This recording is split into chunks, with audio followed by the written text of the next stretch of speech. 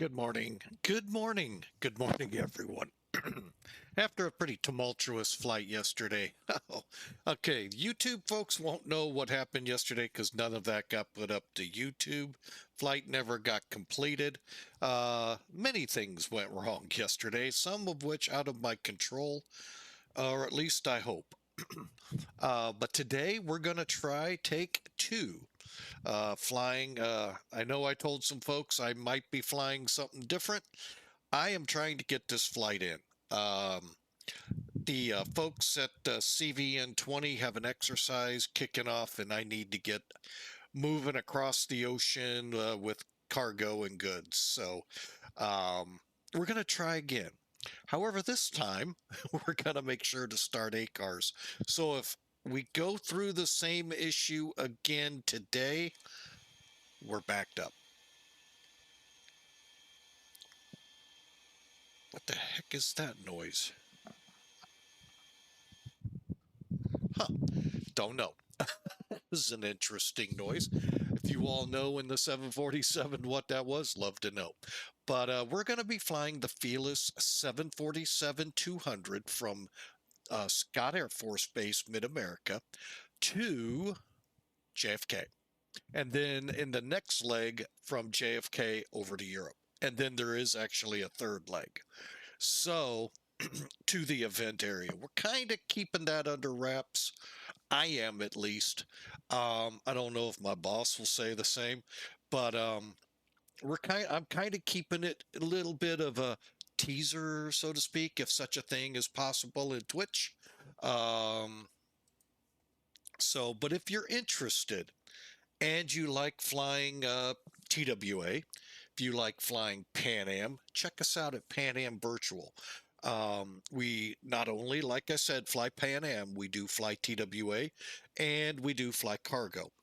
Also, there is a digital combat simulation side to the house I'm not part of, so I can't really speak up to it. But talk with our CEO, and he can get you onto and into that. But when you join, you'll get a flavor of what's coming up. All right. So again, Felis is sitting on the deck here on the cargo ramp at MidAmerica Airport. I kind of moved it over this time. I didn't like where we were. So let's see what kind of damage we can do today. Right now, I am thinking about flying off VATSIM, but I may change my mind here. We'll see. And no, I did not set the weather to clear skies here. That is exactly what it is here. Crystal clear skies here in St. Louis. Foreboding Friday. If you're into severe weather flying and want to fly in it, I don't know where it's going to actually set up. They're putting it pretty much Gulf Coast to Duluth, Minnesota, and probably everywhere in between.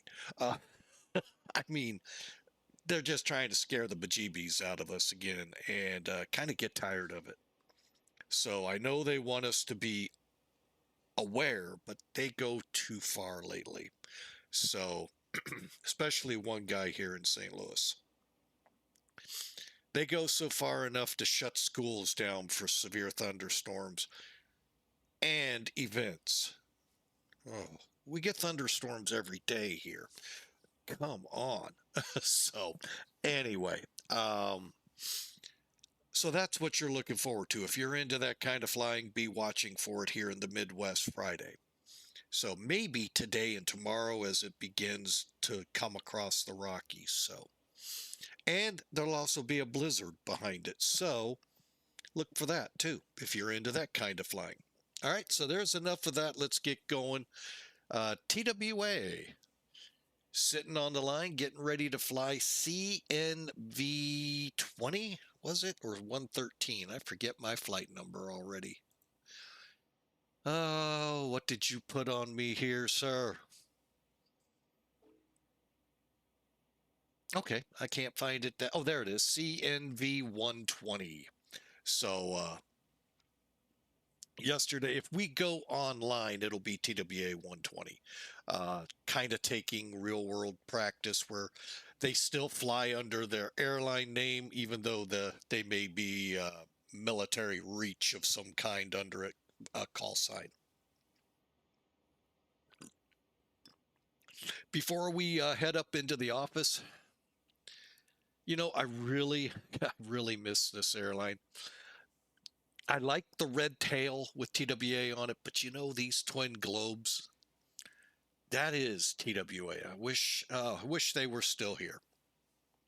And I know many of you out there wish Pan Am was still here. I unfortunately was here in St. Louis with TWA, so and I know the animosity between the two. So, but yeah, what a beautiful paint scheme this was. So simple, yet got the word across. All right, up to the cockpit. We've gawgawed enough. All right, let me check something out here. Oh, we're still loading peeps. All right, well, hopefully I remember. All right, so we're going to get this aircraft checked out here real quick and ready to fly, and then I'm going to kick on A cards.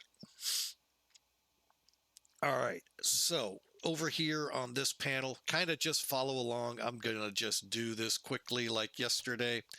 And if it says the word, not that test, that test. If it says test, check it. Now, the APU and the fire. Now, I can't show with my cursor, which kind of torques me. I used to be able to, and I may go back to that format. Anyway, under the APU fire handle, you got two fire buttons. If you work your mouse, you're going to get like a arrow for both. Click that, and that's how you get that to sound. Okay. Same thing when you get over to the fire panel. All right, galley powers are on. Working our way across. Okay.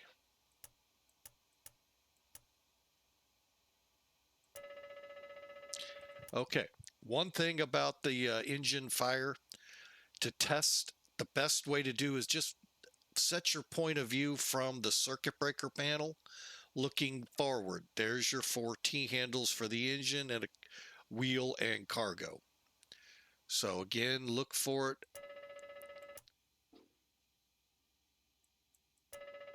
There we go.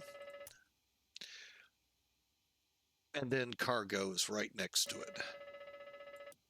All right, and then anything that says test, like I said, test it.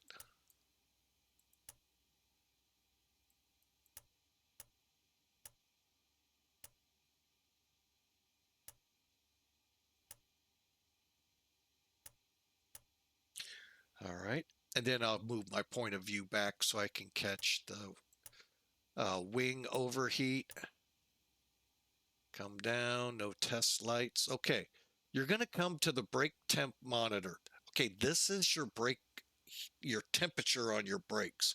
Now, obviously, they don't have all of them lined up for you because there's two front and back of each one. So what they've done is you've got 4 sets, you got 4 bogies basically back there. So that's how they've done this. This little button here, push in, we'll put it into test. I turn them off and then back on for the next. Why? For me, if I was doing this real world, it would let me know that it's actually working. Because if it doesn't go back down, then how do you know it was actually working in the first place? And then down here on the bottom, you have your gear tilt doors. It's just your doors. Check your idiot lights to come on respectively. Now, the 2 door lights won't come on because guess what? Nose gear doors open.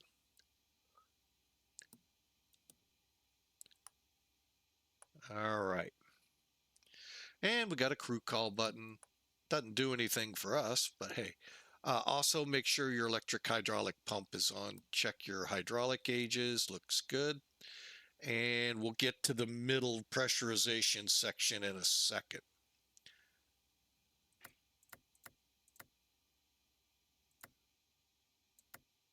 There we go. All right. Believe it or not, that's all you got to do for fuel jettison. Check. Huzzah. All right, pressurization here in the middle. Okay, make sure your packs are off. That's the 3 rotary knobs. Uh, Isolation valves aligned with the piping, and your bleed valves off. Now, as we found out last flight, make sure you turn around and get them back on to start up. We found that out last flight. All right, barometric pressure 2975. Oh yeah, my barometer in the office here is broke. Okay, and all we're doing is just getting things set up here.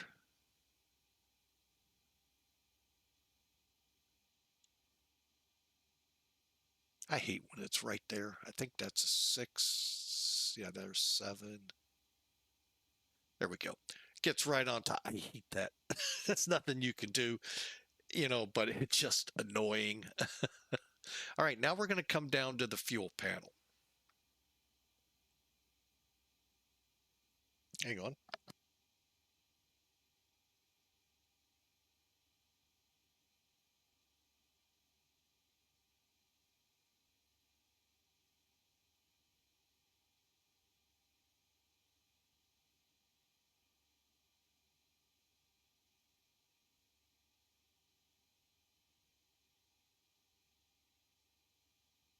All right, back with y'all.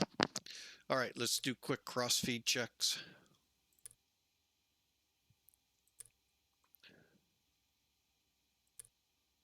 Okay.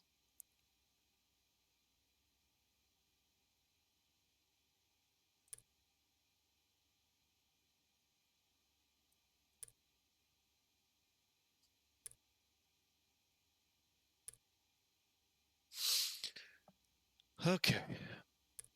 Now, the interesting beast here in the fuel system are those reserve tanks, 1 and 4. Um, Basically, they're just that. And I really don't know what the actual purpose was for these tanks, because basically we don't use them either unless we're in dire need of them in cruise to get now down. Basically, it's for descent. And when we start descent, we drain them in, and that's how it works. It's just weird. Now we'll check our fuel pumps. These will stay lit because there's no fuel in them. When we go to Europe, there may be some fuel, so these lights may actually go out. Okay, we'll get these turned on prior to takeoff, or prior to engine start, sorry. Okay, everything looks good here. Fuel heats are off, gauges.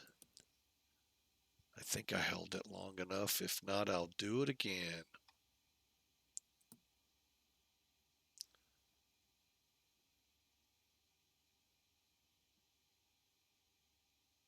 All right, and good.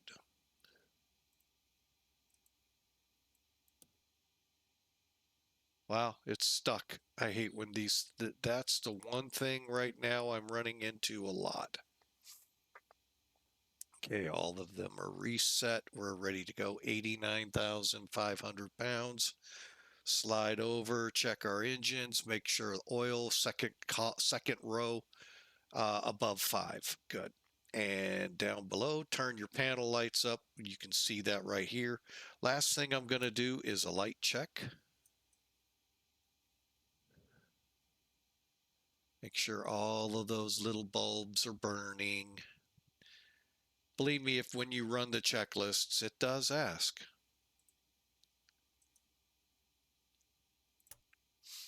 Okay, one thing about this panel here, you got one here, you got them all over. You can actually, as with many of them, turn down ATC. However, you need to make sure with XPilot, you check to make sure your TX RX for COM1 is highlighted. RX for COM2 is highlighted, and you may find this second lever down. Just roll it all the way up. It'll be good then. And then, of course, mode C, get your transponder to exponder. And then you've got all of that done. Okay. Um, let's get up top here, finish this up. All right, now I've already turned on our radio master bus, or essential and number 2.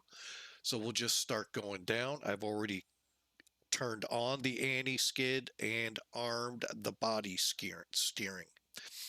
Okay, coming down, we're in nav for our INS. And yes, even with the FMS, you need to use it. Coming down, this panel and the press to reset cell cows you see, those are really not modeled along with the high frequency, thank goodness. If you ever have to listen to that, you'll understand the thank goodness.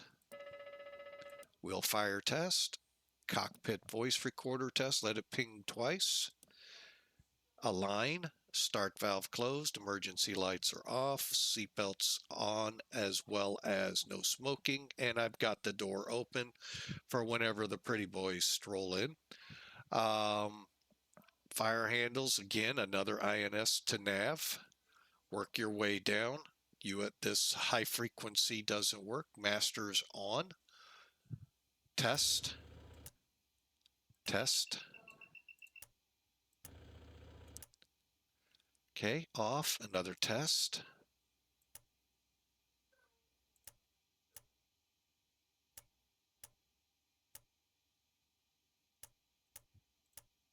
Okay, and then lift the guard, turn the power on, and you'll get your overheat check. And it's only the 2 inner panels, not the outer panels.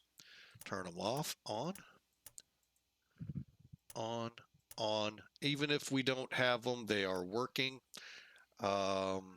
Check that your nav lights, logo lights are on. Here's your main panel and overhead to set. And then we have another test switch.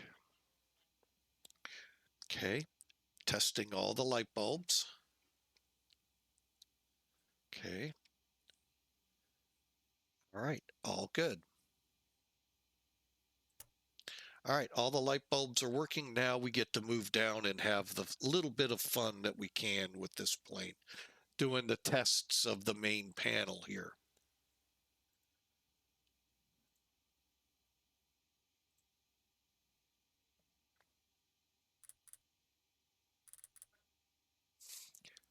All right, so it doesn't matter what headings you have set up here. All we're doing is checking your primary and your HSI to make sure the localizer and glide slope needles work. Doesn't mean they're accurate. I mean, if they're working, they should be accurate, but at least they're moving. So first off, panel lights, they're on. Radio, INS, think of it as nav GPS. However, we're not going to flip it because we don't need to. If you were using the INS systems they provide at Felis, they look like this gauge right in the middle. If you're using those, then yes, you would have to go to INS. I don't, for a lot of reasons. Mainly, it stopped working on me. It threw an error code that nobody could figure out. And the only solution through everything we tried appeared to be to wipe the drive and start everything over again. And I wasn't in the mood for that. I was already fed up enough with it. That is not Felis, by the way. That was several flight sims back in Microsoft. An add-on came out with the ability to use another add-on called SIVA for the INS system. Fantastic, by the way, if you can and want to. It is a wonderful system. Highly recommend you try it. Cumbersome, but it is that level of realism some of you really look for. Okay. Just very cumbersome having to only be able to put 9 fixes in. And if you're on a long flight, oh, you're constantly putting fixes in. So, and that was part of the fun of it. So, Anyway, we're using the FMCs because I not anything to Felis. I just don't want to go through that again. That was how fed up I was with it. Kind of like how I was with DCS. I just don't want to touch it ever again. It was that bad. I'm not saying DCS is for me. My experiences with it, I just don't want to go through it again. So, anyway, pressing on up left. See how the needles are moving and the glide slope shows? Down right. All right. Everything. Now, the reason the needle didn't move here, well, it's already to the right, but we did see a shift on the HSI. Okay, flight director works. There we go. Actually, I'm going to set it for 109. There we go. All right, so flight director works, and then we're just going to see.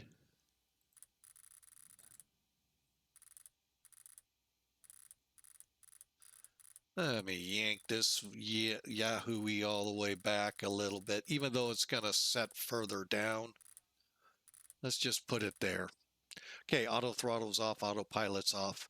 Initial heading, we're on 14, so it'll be 139. We'll get that set. And then the rest of this we'll set as we go. We want 0, 39. Our I really don't know what the terminology is for this switch up here above alt hold. Anyway, we want our it off. Don't want it set on anything. Flight director check on the co-pilot side. Okay, we got our localizer set up left. See how things move? And they moved and down. Okay. Radio nav, GPS. And that's it for that side. Okay, so now let's go all the way back over. Start the next. I'm going to use basically this whole panel to check. So clock looks good. Oh my, mail truck. Whoa, exhaust really. Ooh. Okay, moving along. We got a test button. Told you, anytime you see test, click it.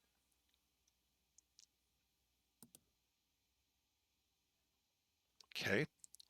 Altimeter we established at 2975.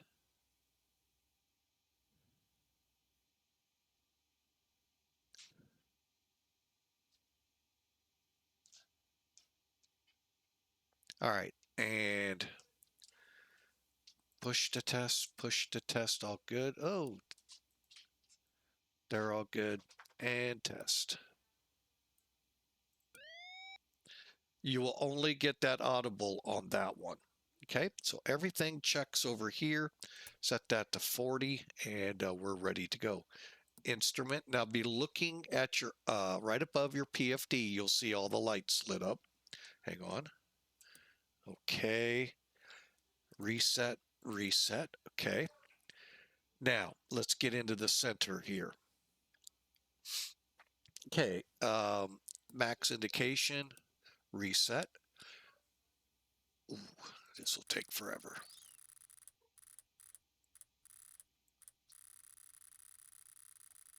Hang on, let me get this down to a respectable number, even though it's got to stay up there.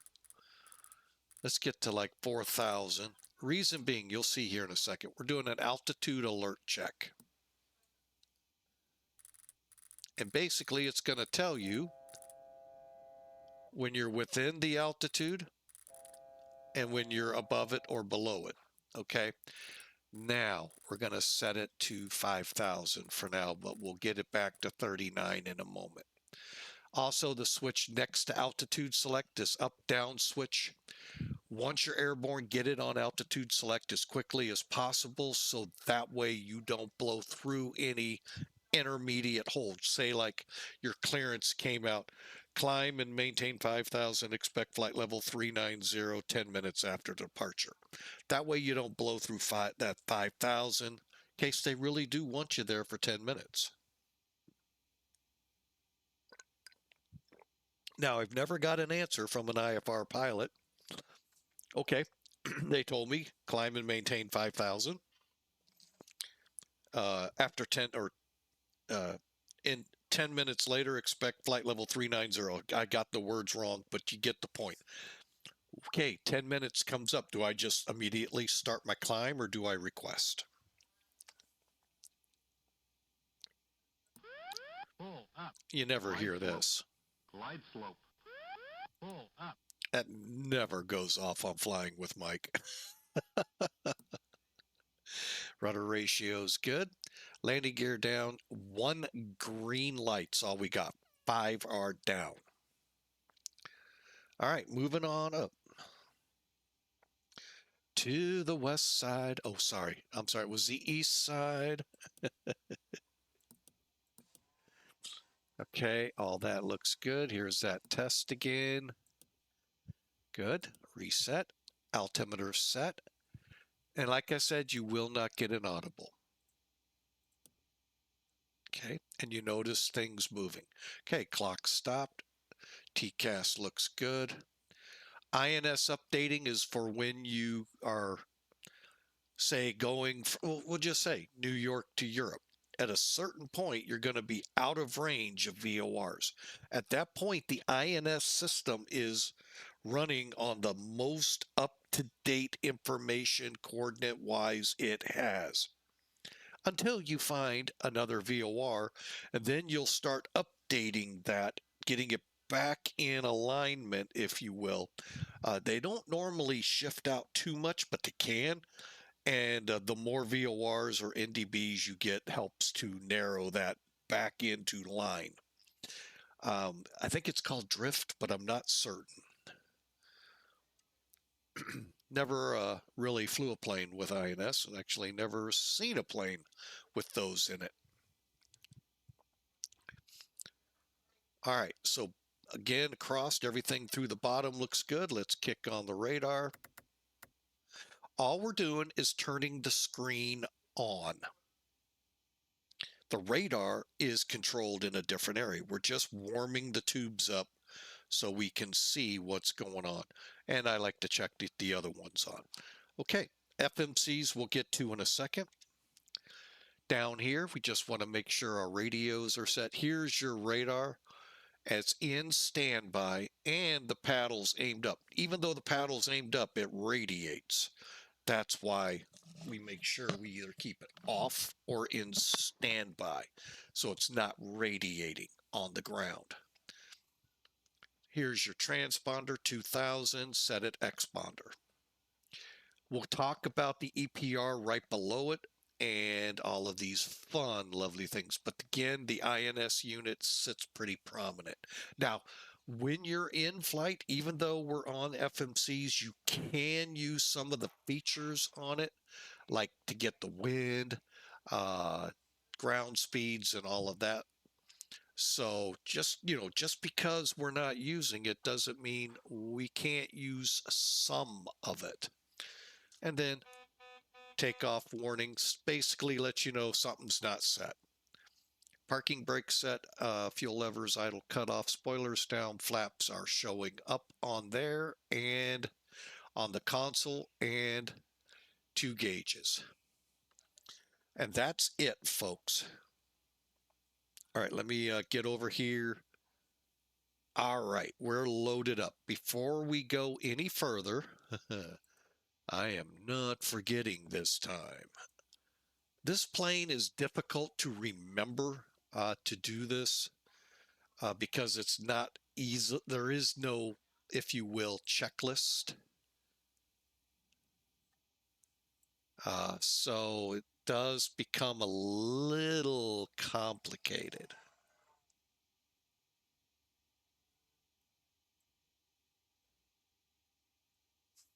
All right, I think that'll work. All right. However, we are on, so no matter what happens on stream, we're getting the flight in today. Hopefully, unless, God forbid, something worse happens. All right. We haven't pre-briefed this, so you all have no idea how much fuel, how many people's. You can kind of get a feel right here. Let's bring Sim Toolkit in real quick. All right, Sim Toolkit, you can kind of see the route. There it is, Gateway 1 to Creep, J110 to LEJOY, and then up to Wilkes-Barre on to the infamous Lindy 8 arrival. Couple of great videos out there of controllers and pilots real world talking on this about this approach. It is, we'll show it and you'll see what I mean. But let's talk first. What are we flying? CNV 120 is the technical flight plan, route number, whatever you want to call it, for this mission. We're going to have 65,992. Basically, what I like to tell people when you're flying Felis, focus on that just enough. Okay, focus on packs. Focus on cargo just enough. Don't get fixated on any of these numbers up top. You're going to see why. None of these numbers will end up in the plane. I think we're close on 292, though. I think. Anyway, we're going to take off 14 left, land 13 left. Ooh, we're going to fly a Canarsie approach. Ooh. And 390 for our flight level. We're going to fly at Mach 0.85, or as I like to say, Mach 85. Zippity doo dah, we're there. All right, weather. Told you, it's clear. I mean, crystal clear skies here. Although they're saying it's 53 degrees outside. I beg to differ. I got my house completely open and it feels like 60 something. Huh. It's the wind chill in reverse. Anyway, they're saying it's 53 degrees here. Okay. Wind 180 at 3. I mean, barely a puff in the sky. And we are going to use 14 left. Over at JFK. Winds are 200 at 6, 10 miles of visibility. And also, call it clear. There's a few clouds to pester us coming down through 25,000. It too is in the 50s, 55 to be exact. Hey, get your Bermuda shorts on and your tank tops. It's going to be beach time. Also, we have ATC there, as you can tell. If VATSIM has controller up who has put an ATIS up, that's how it gets in here. Charts works a little different. We'll explain when I pull that up, but basically here they're saying 210, and this was, that's weird, same time. Okay, whoever recorded the ATIS must have been looking at an angle towards the wind speed to get 210 out of it. They're at exactly the same time. That is weird. Anyway, 10-mile visibility, same weather. They say 22. 22. Yeah, actually, that would make more sense, the 22s. Anyway, we'll kind of see how it is. I'm going to plan the 22s, I think, just to be safe, because the wind at 200 would make more sense. They really don't like them flying the Canarsie, because if you can, okay, those of you that have been in the other sim loving to fly Kajtak, you fly the checkerboard, right? Okay, it's almost identical, minus the checkerboard.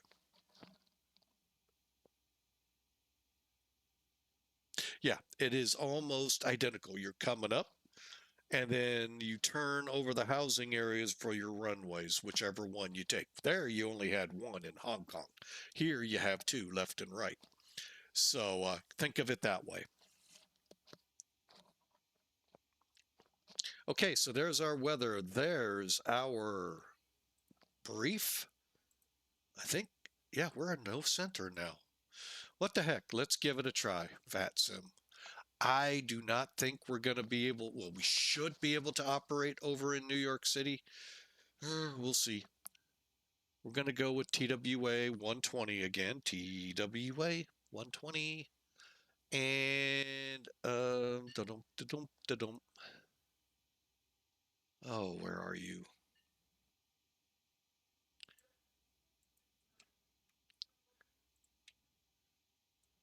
And get our cell count in there. Okay. Okay, operator. Operator, operator.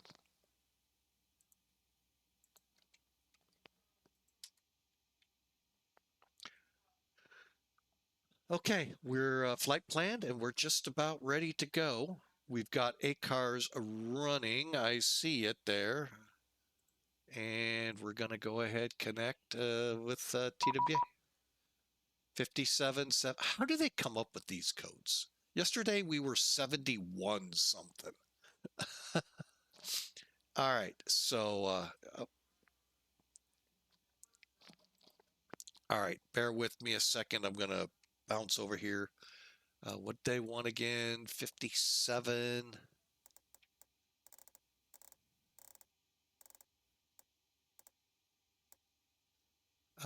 73.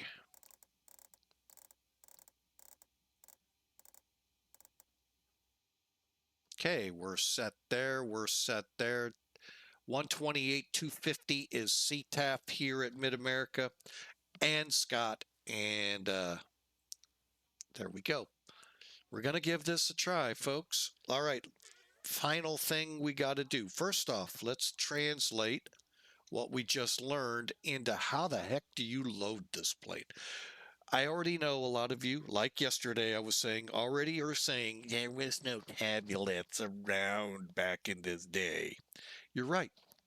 You're 100% right. However, you want to load this plane, you got to use the tablet.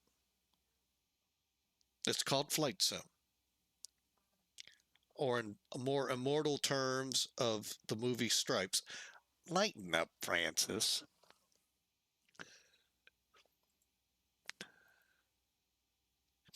All right, so here's what it looks like when you come in. First thing I do is come in here, kick the battery, kick standby on the electrical panel, come over here, put the chocks on. Once they tell me the chocks are in, then we go GPU, ACU. Boom, done. Open your cargo doors, open your L1, and then go to load calculator. Okay, be very clear. Calculates, does not load. Okay, then we stick in what we're wanting. We actually have 296 peeps aboard. Okay, that is achieved. What I did is click these presets down here. I don't want to go through here and go figure, well, I think I want 9 maybe up in the upper deck, 2 in the front. No, no, no, no. We'll use the presets. You know, if I put 3 in there, that one will clash with the other 2, and I just can't have that on board. So anyway, so we use the presets. Okay, so when I got just the passengers in, we were like 2,000 pounds up or down to our zero fuel weight. I like at minimum 25% cargo.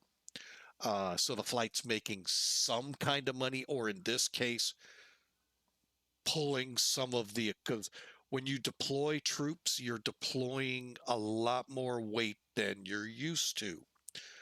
They've got a lot more gear per person. So that's why. Whereas if you're just going to Florida for the weekend, you might, well, some women will take the kitchen sink, the washer, the dryer, and maybe something else in all that suitcase. So you never know. God help us, it's a flight of women. But anyway, boy, I'm gonna hear from that one big time. Oh, why is audio mixer not working?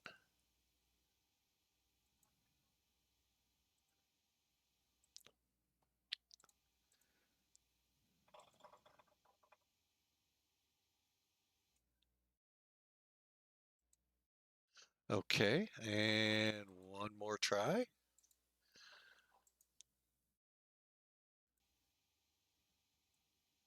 Don't know why all of a sudden it decided to go poo-poo.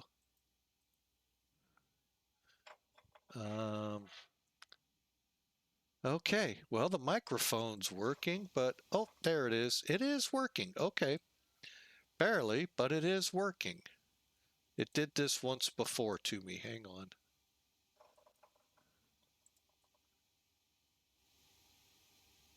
Okay, well, we'll see what happens when we fire it up. All right.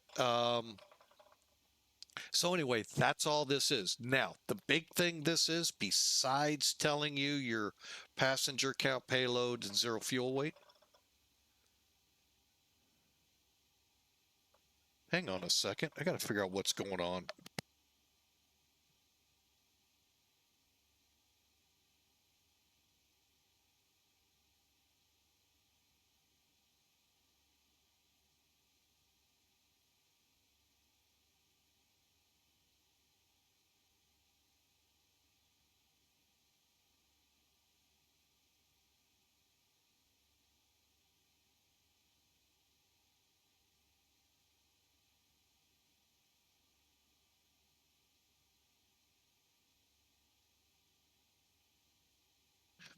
All right, sorry about that. There was a noise in the house, and I'm trying to figure out what the heck and where in the heck is it.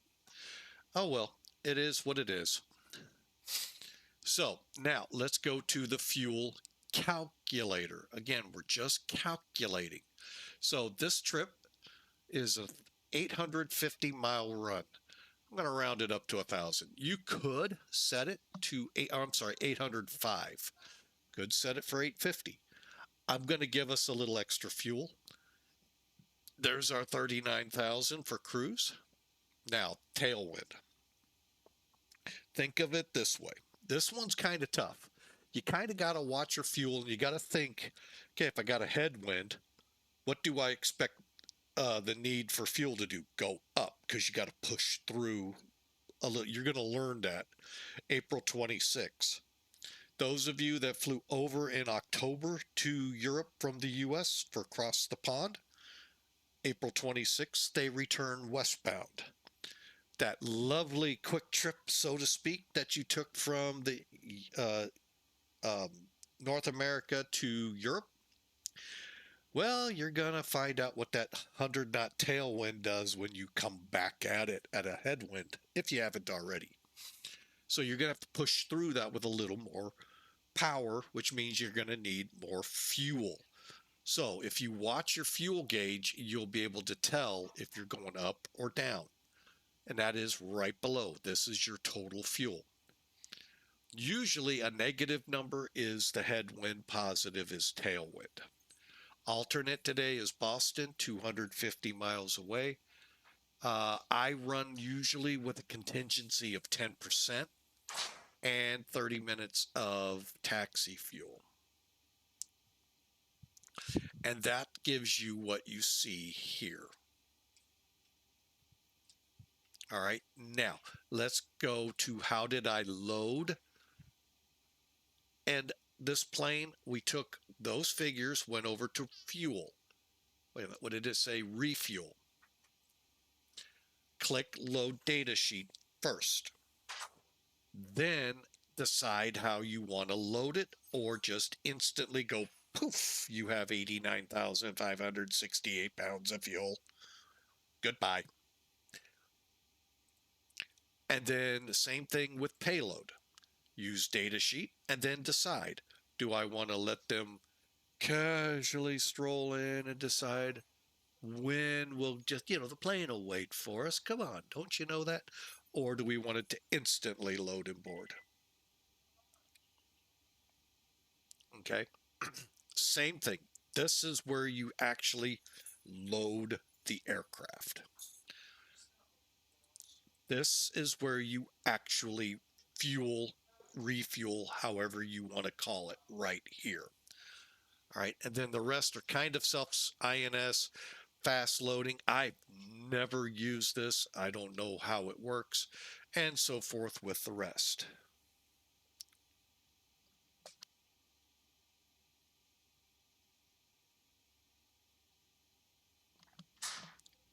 All right. And there's how you do that. And we're ready to go, by the way. AvTab, that's an actual plug-in to X-Plane. It's free. Many things in X-Plane are free. Not everything, but for the most part, you can get a lot more free stuff in X-Plane than you do any other sim. So um, that's another reason why I'm here. Um, but with it, you get this great. It's a good map. I mean, it's not the greatest, but it's a good map.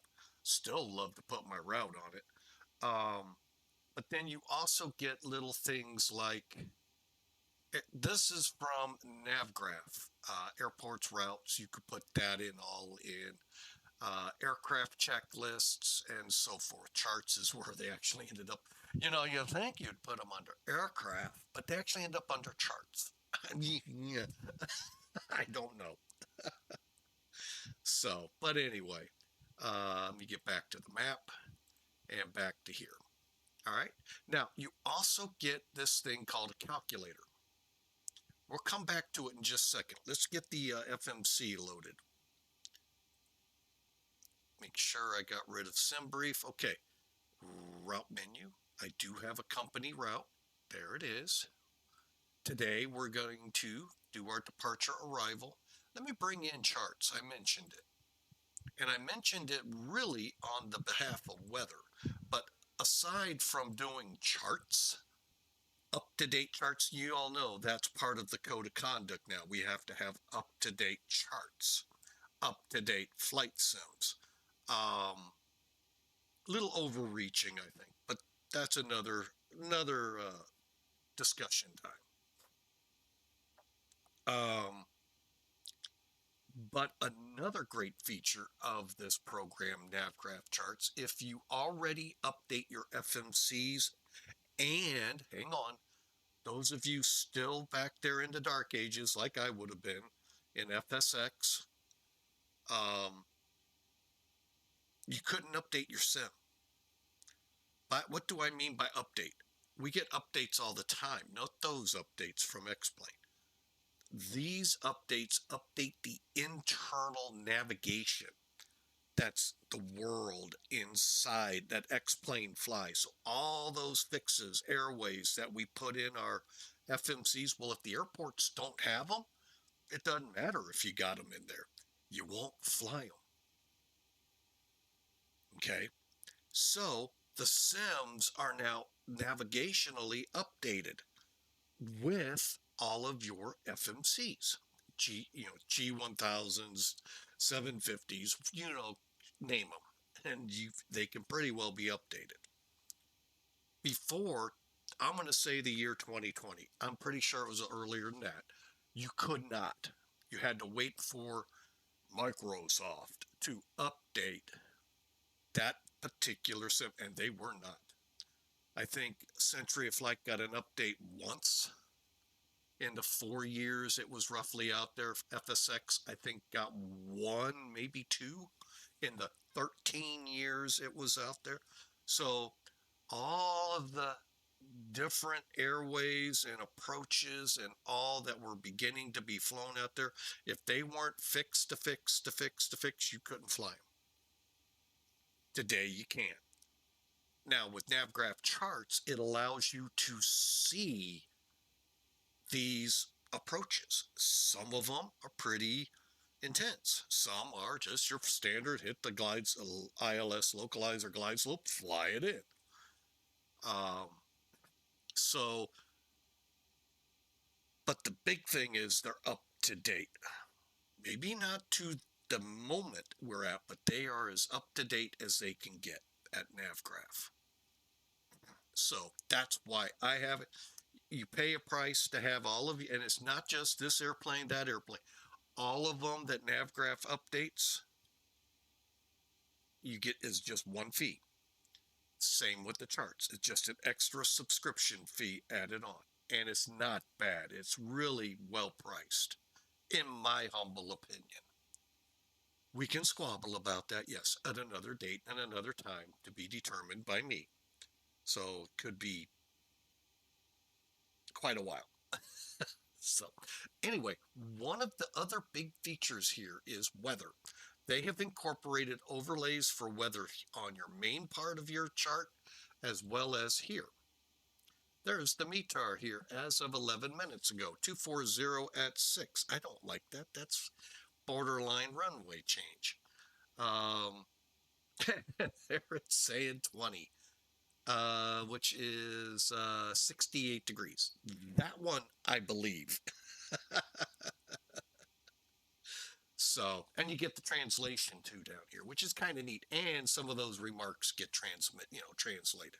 Not all of them, but some of them. So anyway, so you can see now we have a 240. I'm going to go ahead. I don't know. I'm going to stay with the 1.4, and we'll go with it. 7.5 looks good. So you have that. Then let's just say you just didn't get a departure from SimBrief. Okay, fine. Go in here like we're going to do here.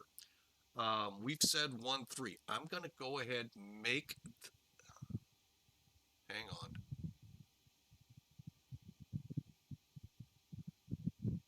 Here we go. 2.2 left, change 2. All right, we're going to look at this in a second. All right. So we would select and then choose our departure. I already knew the Gateway 1. I've flown out of this airport on Sims so many times. I know it's the Gateway 1 or the Ozark or the Lindbergh. That's all you got. Bless, maybe. Like I said, I pretty well got it memorized out to Creep and Rosewood, or Rosewood. I forget how the actual pronounced. So what I'll do is come over like I just did, got our flight plan, click departure, and I'm going to physically make sure we're doing what I want it to do, not what it was told to do. So 1.4 left to Twyla, okay, which means we're going to take off 139, and then we're going to turn either to 090 to start with, or we're going to bring it around to like 030 and basically go direct Twyla. Pretty quick after takeoff. Jigsy, Bible Grove, and on. Okay, now let's do the same thing for JFK. Okay, now we have decided to 2 left. We're going to come in on the Lindy 8. We already see that on our chart. Where is Lindy 8? There it is. There are no transitions. It's straight off Wilkes-Barre, straight down to Lindy. I've flown this one, seems like a million times. Although lately I haven't. So, I mean, I try to stay away from New York City. The frame rates just kind of irritate me. Although now thinking about it, like I did yesterday, I use Nimbus scenery down in Atlanta, and that seems to do pretty good with the heavy traffic they have. Well, think about it. Okay, so now what? We did the ILS symbol we're going to take. Now, let me show you this. If you weren't here yesterday, shame on you. Okay. And as you can see, it puts it out here for you. So when you fly the Lindy, let me just go ahead and pull up the chart. You're going to come off Wilkes-Barre, follow the route to Stillwater to Lindy. This is where all the fun starts. That word at, just pilots don't like. Drivers don't like at. You're going to be at 250 knots, not below, not above. 19,000, not below, not above, but you're going to be at these 2 figures. They don't like that because they want to be set up to land, and they don't realize the controllers pretty well do have this one in check and can get you there. However, here's the problem with Lindy. You go from Lindy, unless they're going to vector you to symbol, you're going to LaGuardia. Then they're going to vector you. See, it actually says expect vectors to final approach after LaGuardia. So the last time we flew this, they took us from LaGuardia, and I'll kind of show it now. They took us from LaGuardia kind of over JFK, but more towards about right here, so that we could then fly the rest of this box pattern, if you will, just very expanded pattern. It's not within the 3 mile radius, maybe 5, depending type aircraft. But or they may drop you down and fly you over Kennedy. The key is Kennedy. They get a missed approach or something, they don't want you guys banging into each other. Kind of makes sense in my mind. So, and they've got altitudes 7,000, 8,000, minimum 6,000, and they're working you down to the 3,000 by Rosley. So that's how it works. They just don't want to look that far ahead. They're looking right here, not to have to do that. They're looking to go this way instead of the way they want you to go to avoid heavy traffic over the island of Manhattan. That's actually not an island, the peninsula. Well, I guess it is, yeah. Harlem has that river. So, anyway, there you go. And I spent way too much more time here than I wanted, but I wanted you all to see why. So here we are. Again, we're going to fly out just ever so slightly, turning maybe 090, maybe more of a northerly turn, and then direct twilight. Pretty simple, straightforward. And by the way, here's the chart.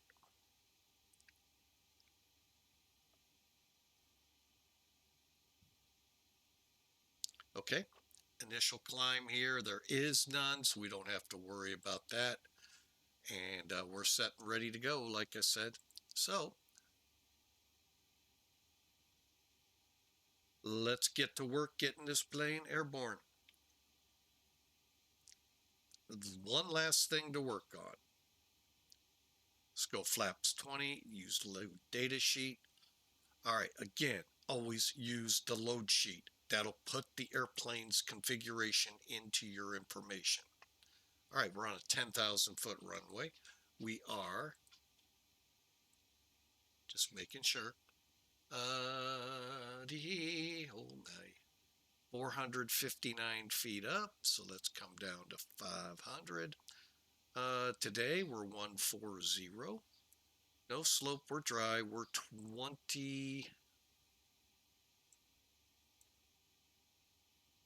20 degrees. 2975. And wind 200. Correction, 2406.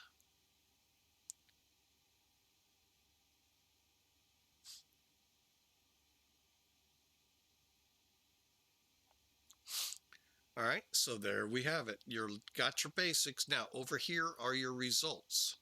So we're going to V1 at 119, 127 rotate. V2 is 143, and then our flap speed to up. Click set speed bugs. Stave trim will set, make sure is 3.2, initial pitch 16. Once we get above 10,000, go to 302. 6,500, call it 6,600-ish feet of runway. And then when we land, we'll click there. All right, so we're set, ready to go. Let's, ACARS is running. Let's go ahead. Start that APU.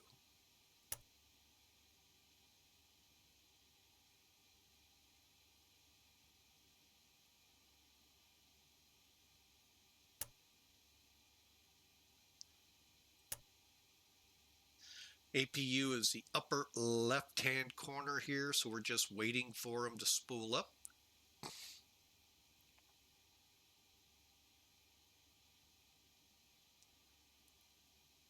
RPMs are to 100%, and it looks like we're all set, ready to go.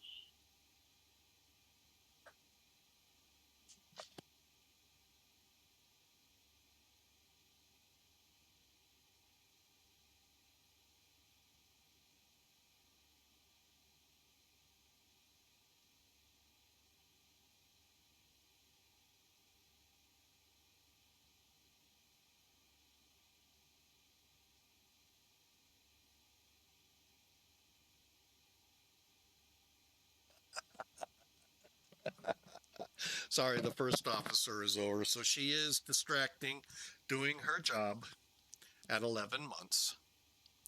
Okay, so get the generators on.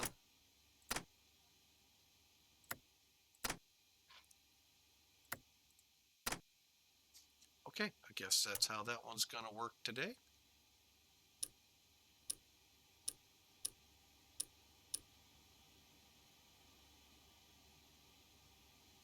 All right, we're ready to go. Hey, we're getting some background noise finally. Cool. Oh, I tell you, OBS lately, anything computer related has just been just a gem. Okay, come down here.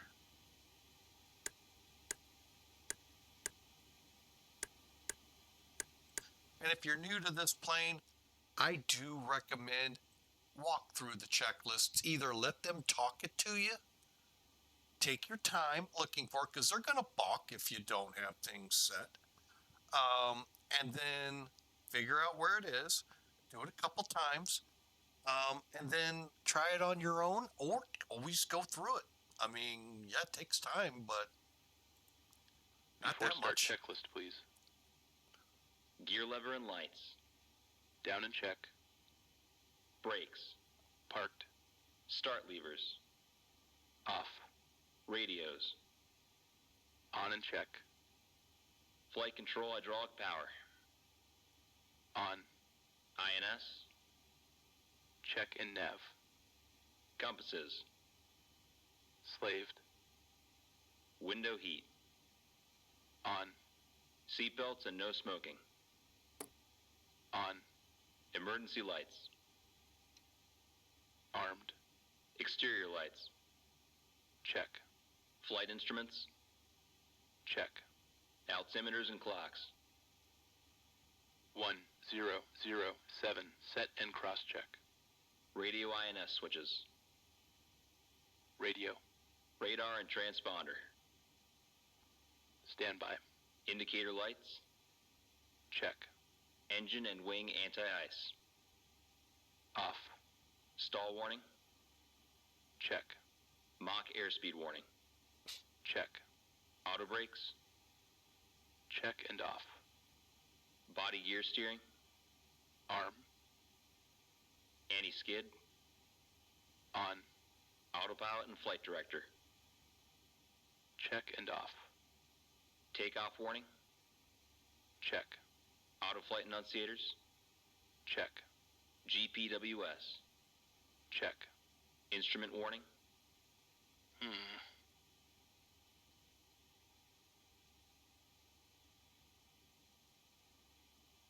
Check. Flight director computer selectors.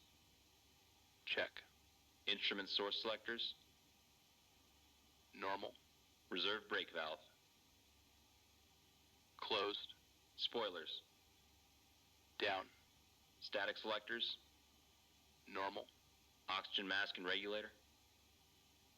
Check and emergency off.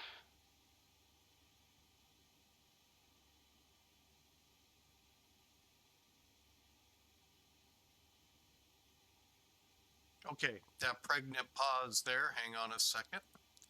I want to go over some. Now, I've left this discontinuity in because I don't know if we're going to go to LaGuardia and then on to our arrival or what. So we'll leave the discontinuity there. They may vector us to symbol right off of Lindy. They may not. They may vector us the whole doggone way to the runway. That's fine. Just so you're aware, that's why that's in there. And we're set ready here. Now, why it paused? We're at brake pressure. Once you make sure you have your brake pressure up,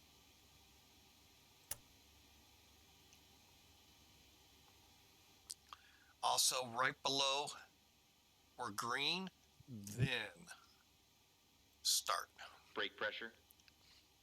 Check. Stabilizer trim. Check and on. Rudder and aileron trim. Check. Checklist completed. All right, let's get the final bits Battery. done. On. APU panel. Check. Auxiliary power. Check. Engine oil quantity. Check. Fuel quantity. 89480 pounds. Fuel panel. Check and set. Pressurization controls. Check and set. Bleed controls. Let's see. Check and set.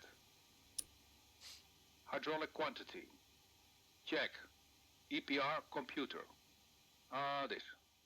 All right, you've got two settings for takeoff. Takeoff dry, go around, which is takeoff. And basically, back in the day, they would actually use water injection to help get more thrust out of it. We're going to go. Go around. Circuit breakers. So that's Check. the difference. Indicator lights. Check. Electrical panel. Check and set. Air conditioning controls. Let's see. Check and set. Fire control and wing overheat panels. Check and set. Equipment cooling. Check. Passenger oxygen. Check. Hydraulic panel. Check and set. Fuel jettison panel. Check. Crew oxygen. On. Oxygen mask and regulator. Check and emergency off. ADPs off. All right. Checklist completed. All right, let's get this beastie ready to go. Okay, we got a door open still.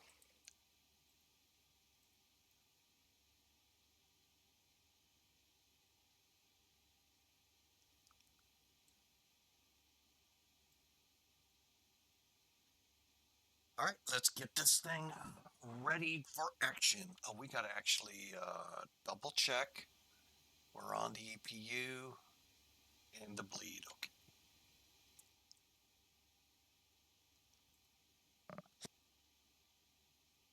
All right. Hang on a second. Cockpit to ground. Disconnect ground power.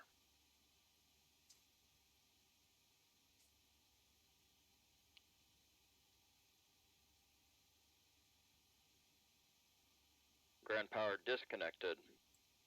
Okay. Let's go ahead, get better pushback.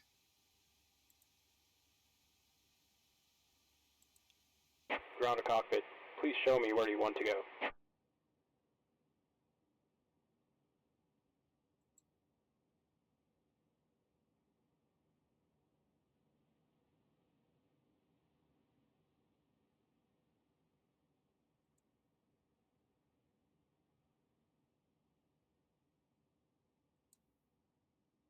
Ground to cockpit.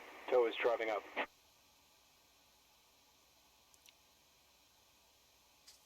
Okay, we're ready to start. Let's look outside. The only thing we should see are the chocks, which I do see. Cockpit to ground. Remove the chocks. Okay, all doors and hatches are closed. Ready to connect. Ladies and gentlemen, this is your captain speaking. On behalf of the entire crew, welcome aboard the Boeing 747 Classic. We will depart shortly after we have our clearance and the cabin crew is finished with their preparations. For now, I wish you a pleasant flight, and I will be back during the flight with further flight information. Okay, we've got... Chocks removed. all right, and...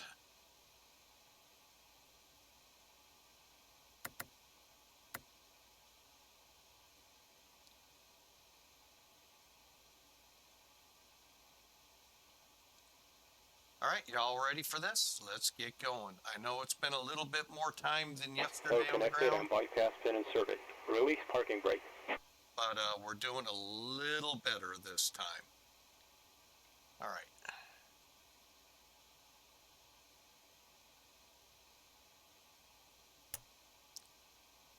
Parking brake released. Starting pushback. And you may start engines.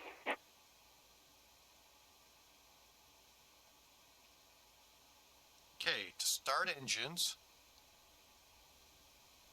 So we're on this time, okay. Start valve. Ready to start the engines. Ready for engine start. Beacons are on. We're all set. Starting engine 3. Starter valve open. Okay. Now, if you want to watch into, it is the top row of engine instruments. Number 3 is, of course, engine 3. 20% and 2. But he tells you. Fuel on. Lights up.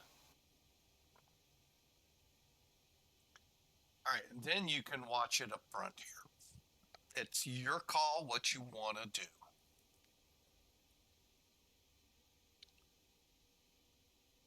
MidAmerica airport traffic, TWA 120 heavy, pushing back on cargo ramp.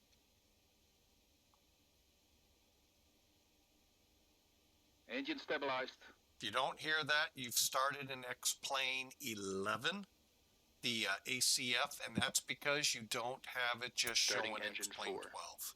Starter valve open.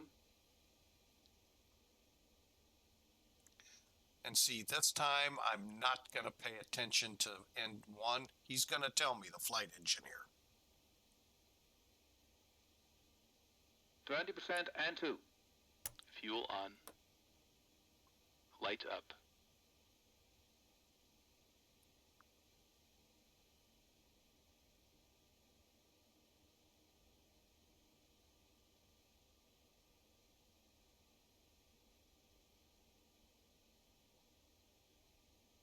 Starter off.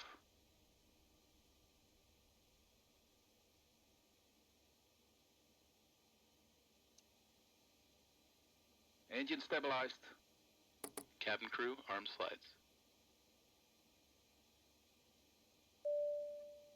All doors are closed and armed. Operation complete.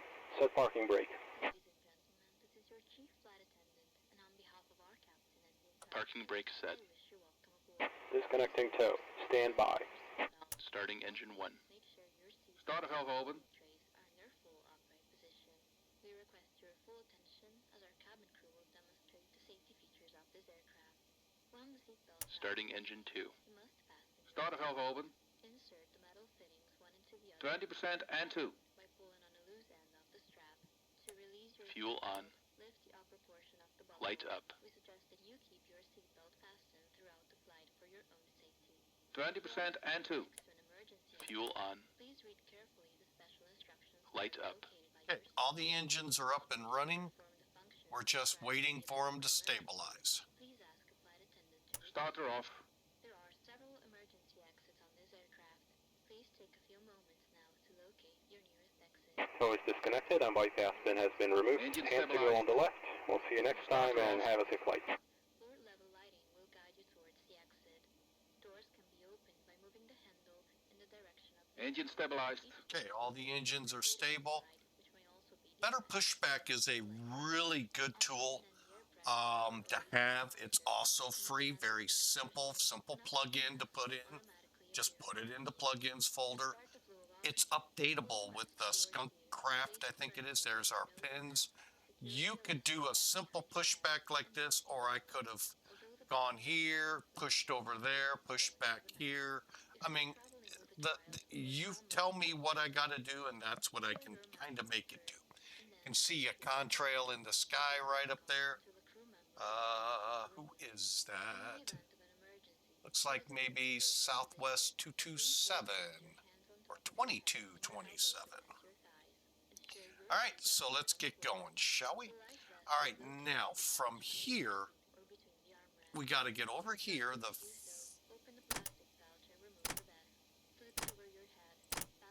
Now, this green light in the APU aux power area, close it.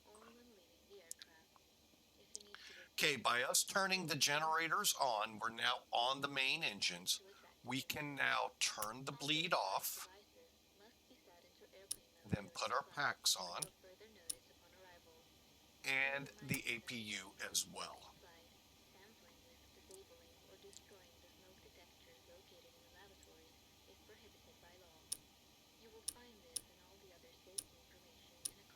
Okay, packs are on, isolation set, everything's set, ADPs, cargo heat's on, fuel pump's on, reserve blanks closed. Let's go ahead and start running over here too. All right, look at our checklist real quick.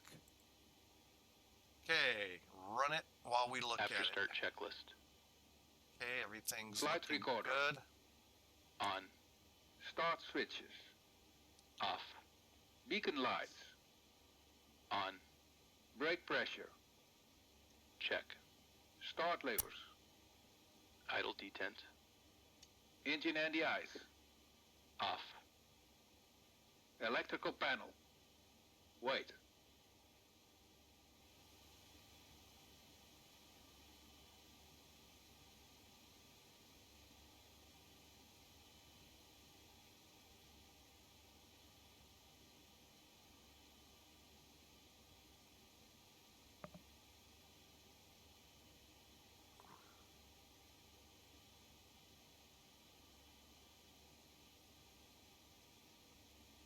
Okay, I'm not certain what didn't. Oh,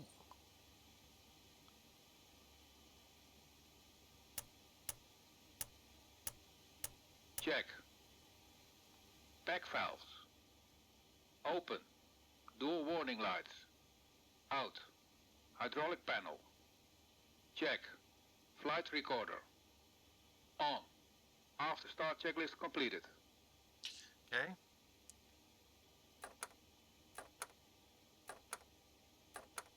Okay, getting our flap set Flap to 20. 20. All right, they're set.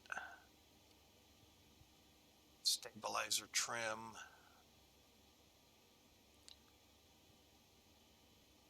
Set, but not in the green band. I don't get this. Why you had to switch to do that? I don't know.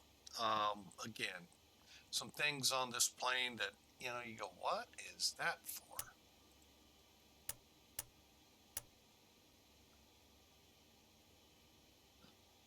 Okay.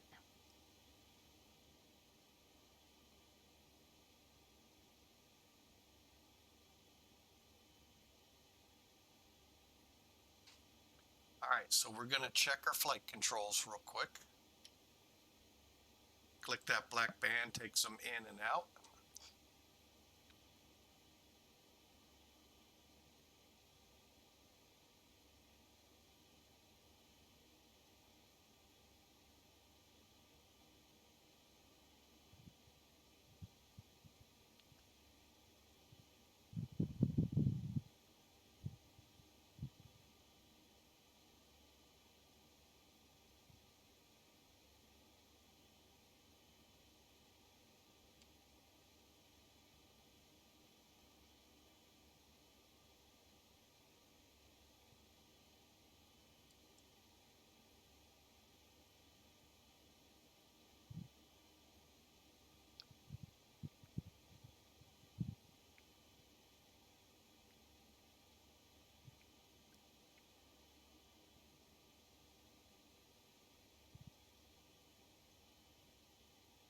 All right, probe heat, flight controls, yaw dampers. We're all set. Let's see what we missed. Taxi checklist, please.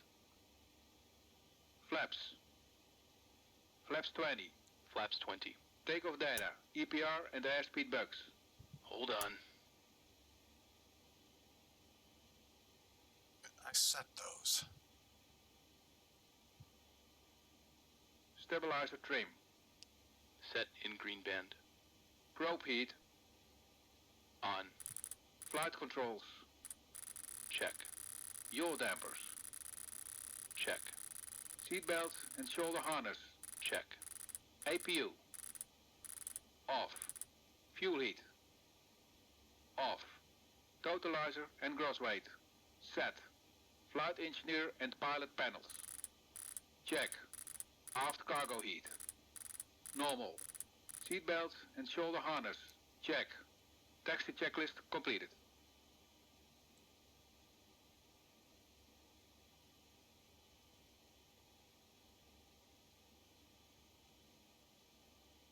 Okay, we're ready to taxi. Next one we'll do as we get to the runway before takeoff, icing, cabin, transponder. We can get some of these already.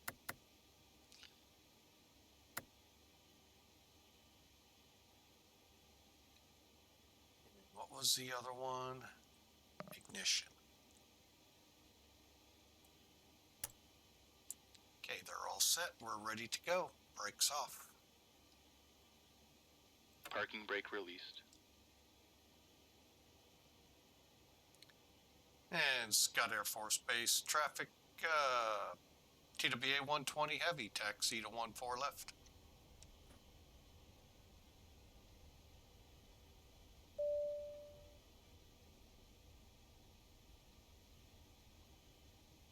Cabin ready.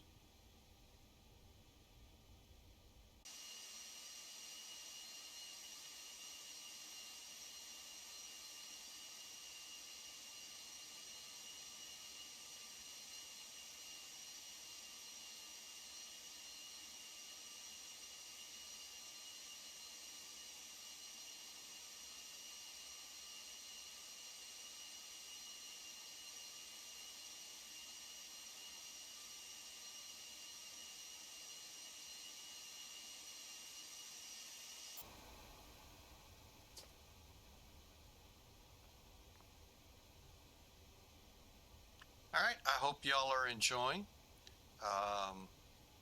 Again, we're going from Scott Air Force Base to JFK. So I hope you enjoy. Scott Air Force Base, in case you're all not aware, is outside of St. Louis, on the Illinois side of the river.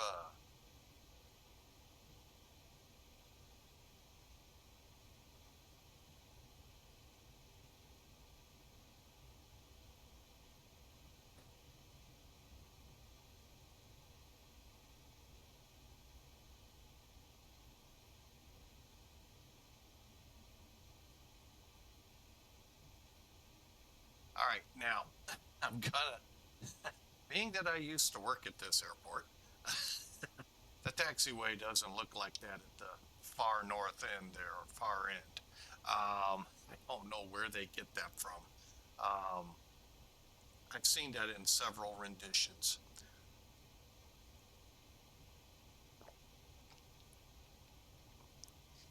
Okay, let's start looking at that before takeoff.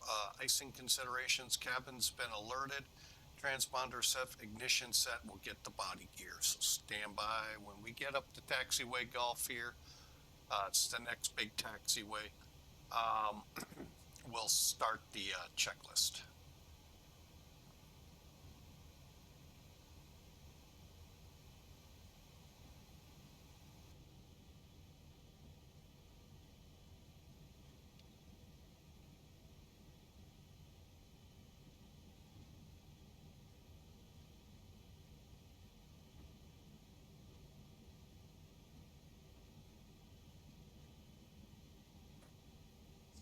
But yeah, it's not even discolored like this, so I don't know.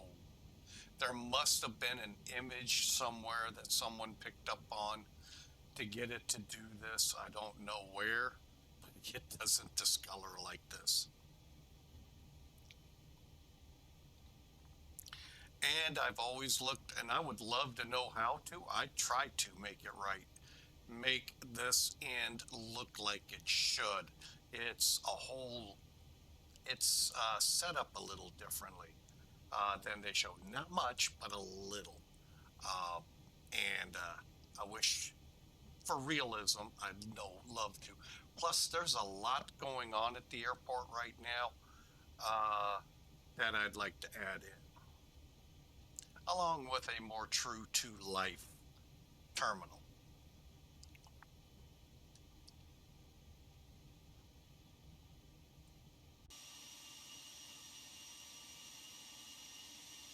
Okay, we're going to get up here to Kilo 2 and halt.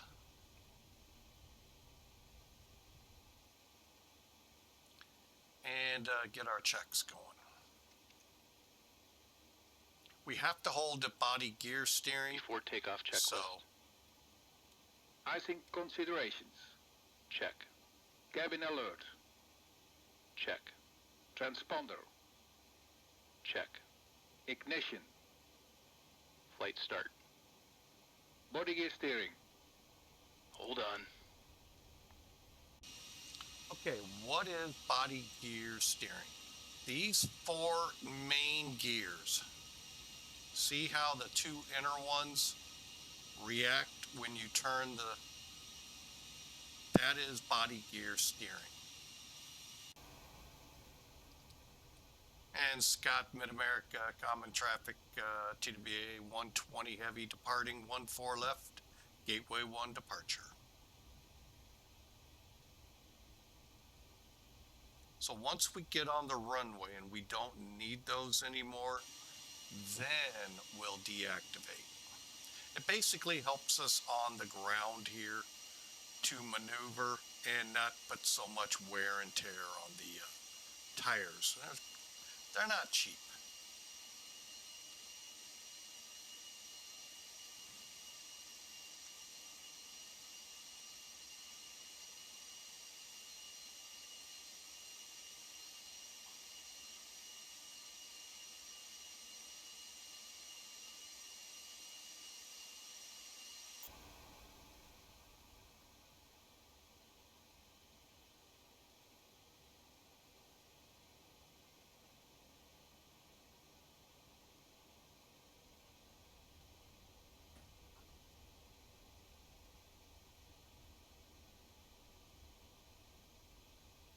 We'll give them a chance to get straight. We'll set the parking brake real quick.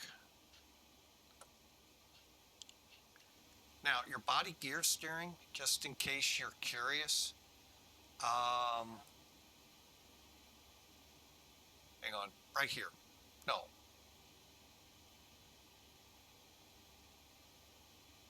They're right here. And as long as you don't see lights, they're not cocked. All right, and now we're ready to go. 240. Let's go to EPR for our takeoff. And continue.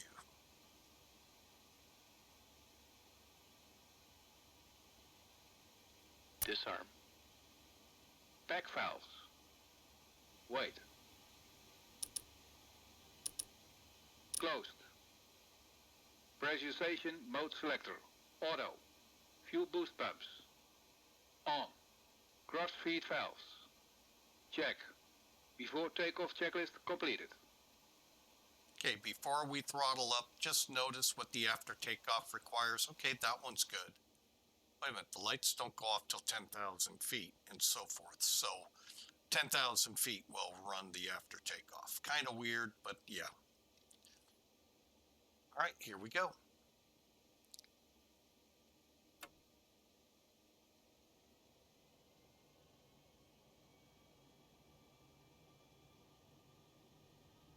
Stabilized.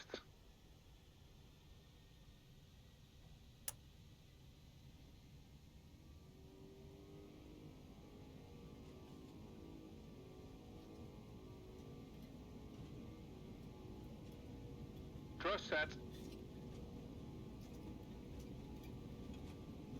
All right, there's 80. 80 knots.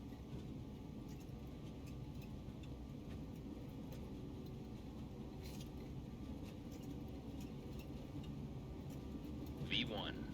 Rotate.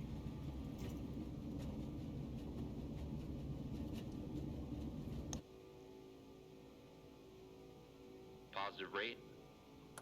Gear up.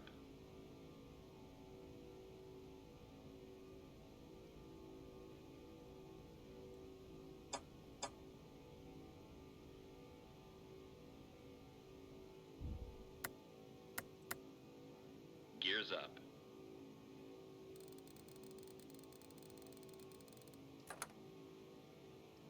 Flaps 10.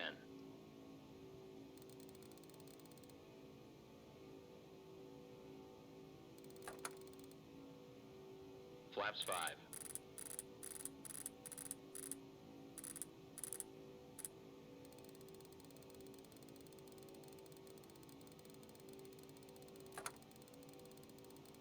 Flaps 1.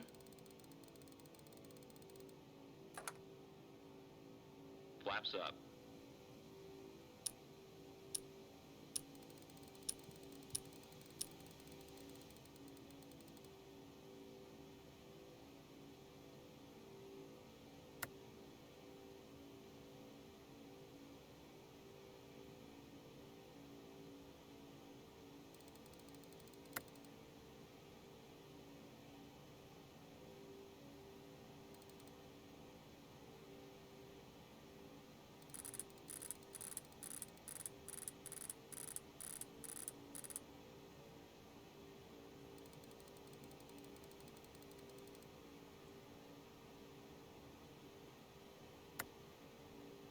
Okay, we're now direct twilight.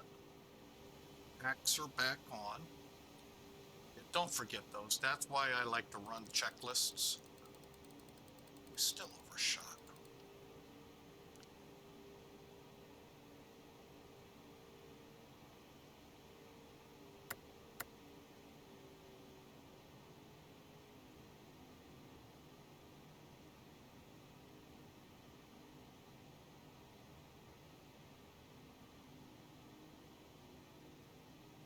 All right, we're already through 6,000 direct twilight. Airport in the distance there. Closest to us is the MidAmerica side, furthest away is Scott, all of which about 5 miles away from me. So,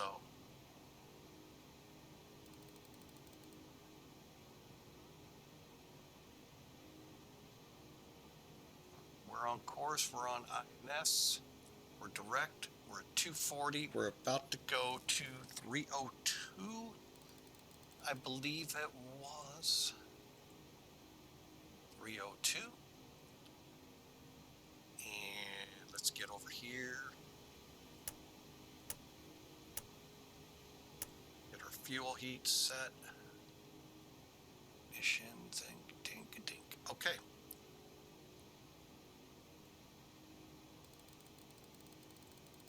After takeoff checklist. Gear lever.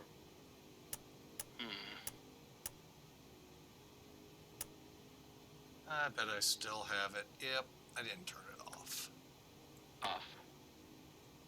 Landing and logo lights. Hold on. 10,000. Now they're going to wait a little longer.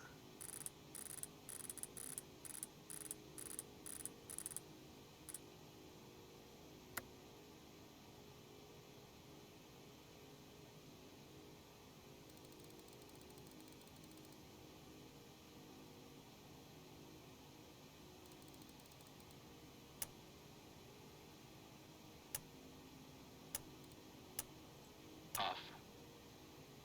Ignition. Check. Seatbelts and no smoking sign. Check. Back valves. Open. Fuel heat. Auto. After takeoff checklist completed.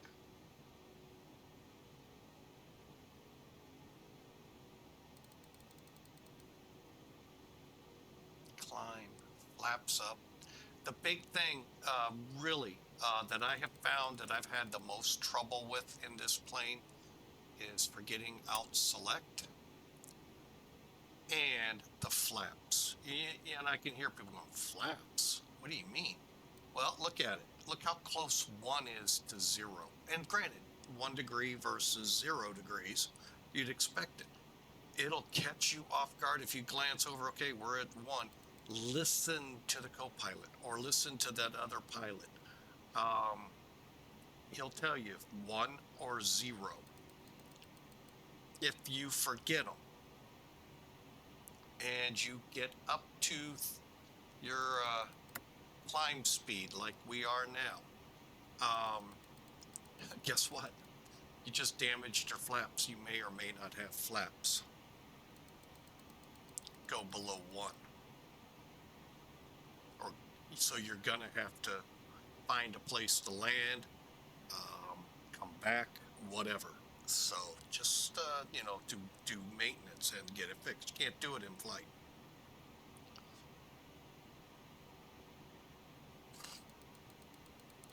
So, makes it fun. Just like I said, as you can see, it's real easy to misconstrue it. Also, just make sure that altitude select here in the middle is lit, and if not, the green light. If we'd have had that intermediate altitude, blown right through it.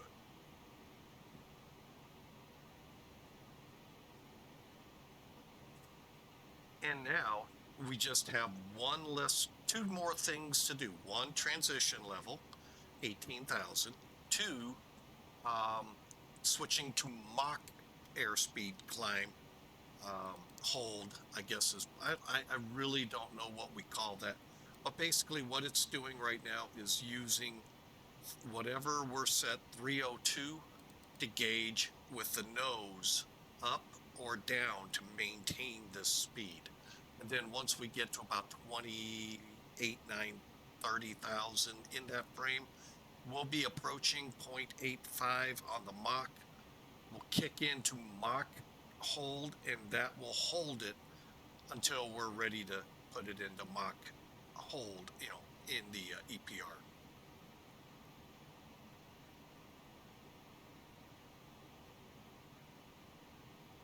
All right, so I hope you've all enjoyed. It's been a fun flight. Believe it or not, we're still going, but then we were here at this point. We actually got into cruise. We're good halfway there when all our trouble hit.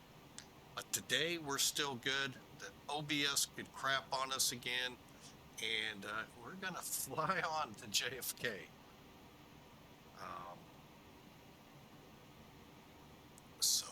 All right, so sit back, relax, enjoy the ride. Currently no centers up. And all we have is tower at JFK with a handful of people there. So, I mean, ultimately we have a pretty good ride ahead of us. We'll see how that translates out. I hope you enjoy. We got a little early jump. Usually it would be about noontime airborne. We're already on our way. Who knows? Maybe we will get another flight in today. I don't know yet. I'm trying to kind of pull back curtail my flight schedule for Lent.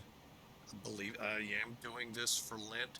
No flight schedules until after Easter. Just trying to make more time to spend with the Lord, which is what Lent is, opening and freeing us up of what is holding us back. So that's what I'm trying to do. Even people will say, well, why don't you just cut streaming out? Unfortunately, how many of you cut your job out? Why? It's a little bit of income coming in that is graciously helping us through this tumultuous time of unemployment that I've been in. And now it got a little bit worse with what's going on in Washington. Still support the man, but we'll see where he's going with this. So,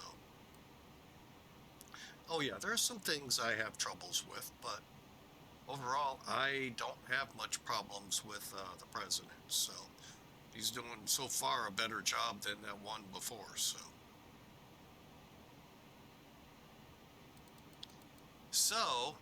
we just, we're doing the best we can. I'm just a very skittish of some things beginning to happen that have been on the cusp of happening for quite a while, and I got a bad feeling it may push over. Well, I hope not. I hope he can stave that off. So I think some people are intentionally pushing it that way. So and that's unfortunate, because that happened back in 2008, where they pushed us to the brink of bankruptcy with the gas prices so high, and the country to bankruptcy with that COVID. They tried with that, and hopefully he can curtail their little schemes. I think most of this are schemes. So, unfortunately, we don't have that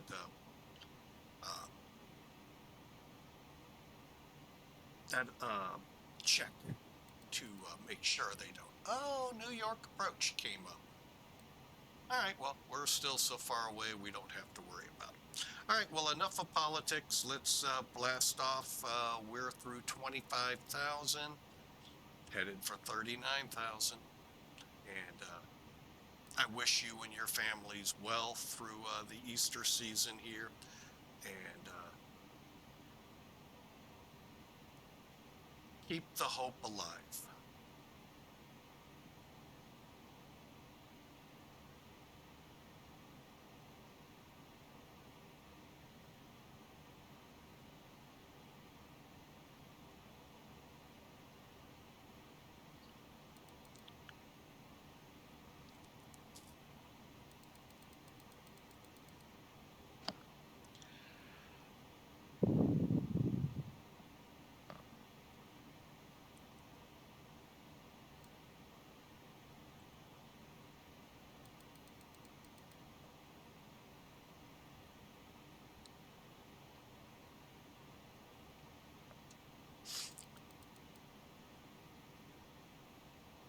You know, Paul's letter to the Romans, a kind of a,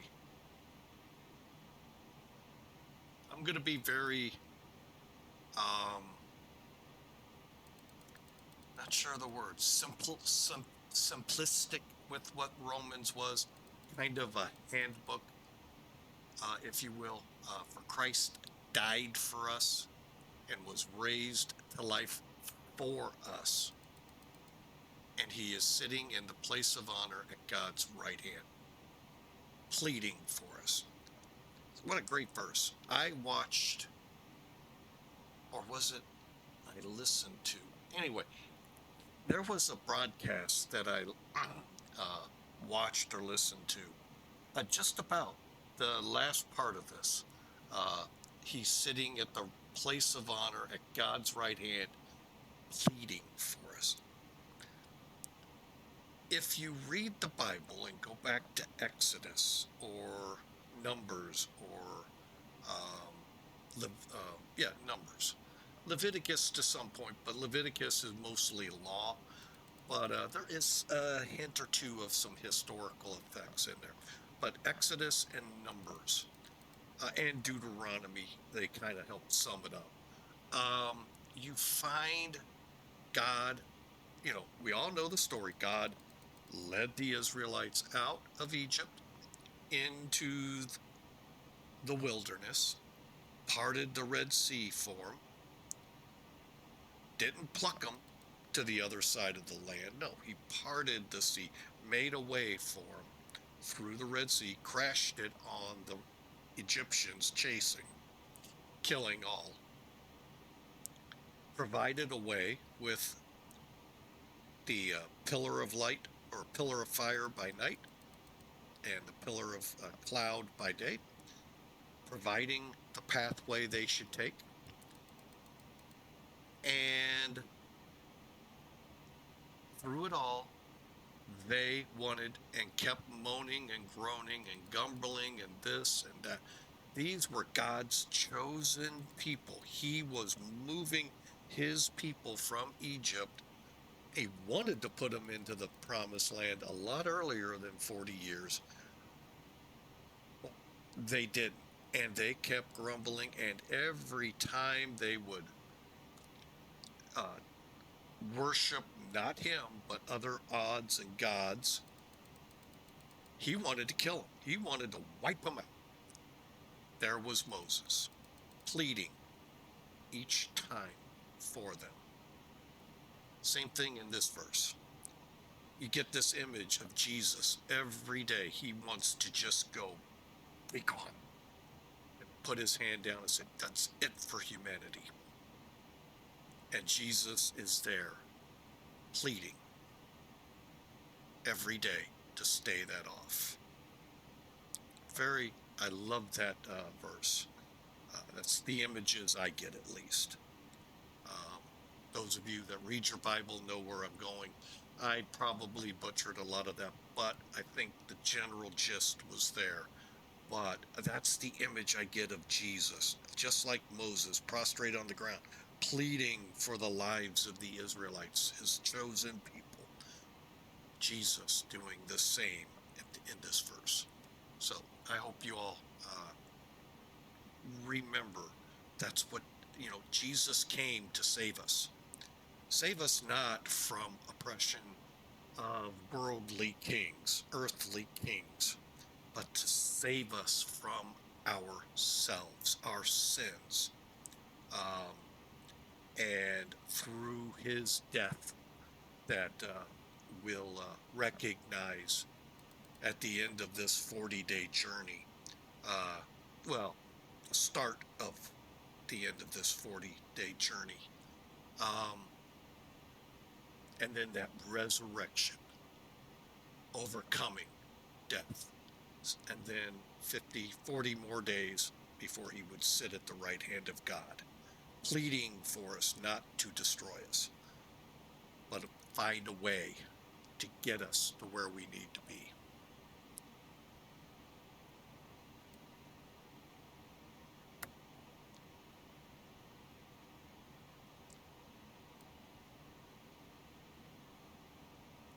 So,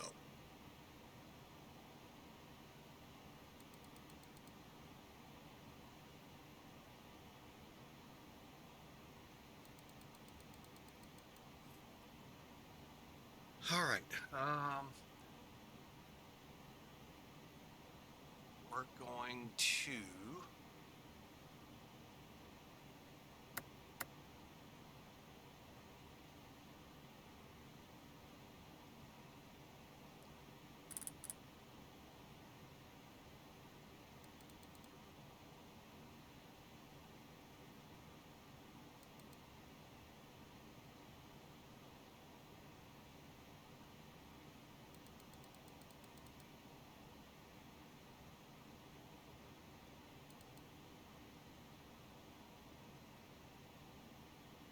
just get our speed set here real quick.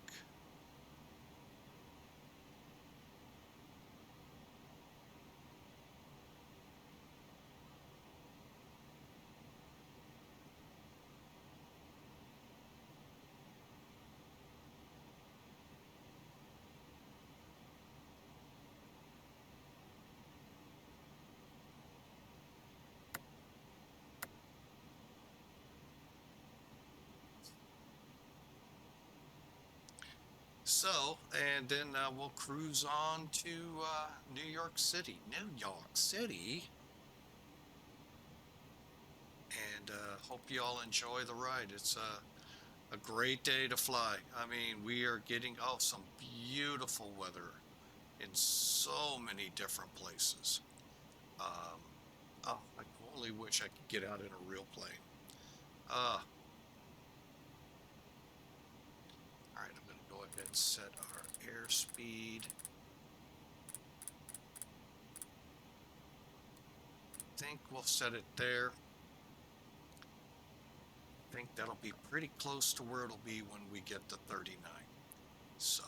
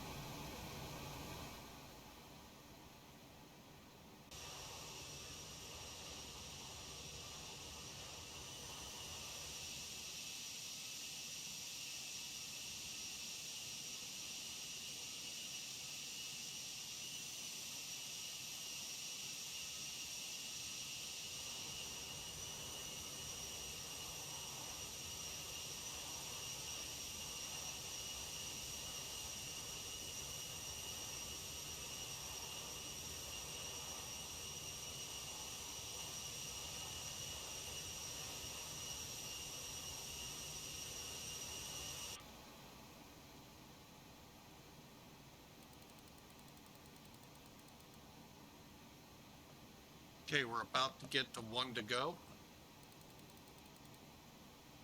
1,000 to level off.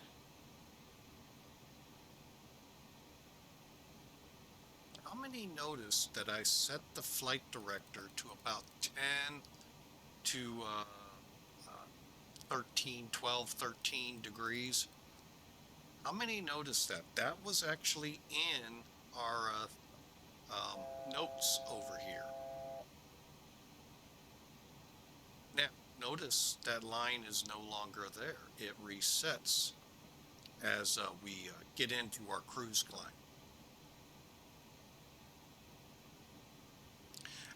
And speaking of cruise climb, we're about to go into cruise.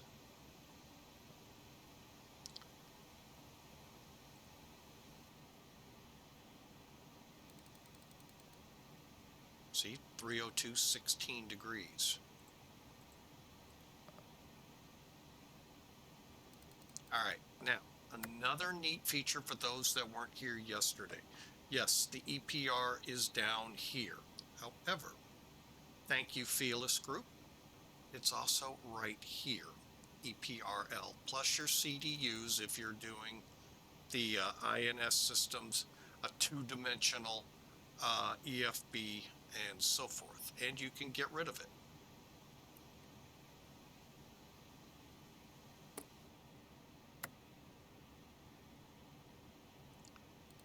All right, now bear with me a second. I was pretty close. That will go right there. We are now Mach hold for the speed. So no matter what we do with the nose up or down, it will hold 0.85-ish. Give it a second to settle its butt down. And hopefully I've got it where it needs to be. But yeah, it is now set 390. Now, most will tell you turn this off. Why? If, say, I go in and dial in an altitude change, it's not going to immediately do it. Or if you're in altitude select, it will immediately start in. So it gives you that little buffer.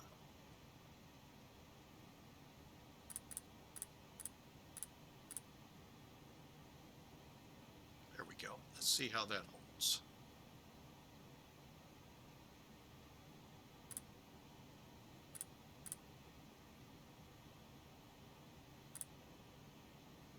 All right, there we go. We're now in cruise.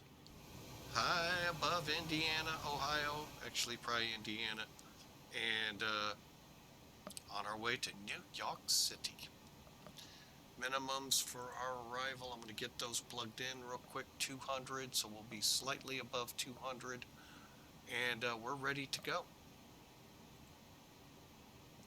Hope you've enjoyed, and we'll hope for the best on this run. Thank you so much for being a part of Flying with Mike. It is my pleasure all the time. With our windows open, I'm kind of a little pulled back with my voice so I don't spread out too much disruption outside and so forth. So I hope you enjoy the ride. About an hour to go. So I've got to use the latrine and stretch my chicken legs, but I will be right back.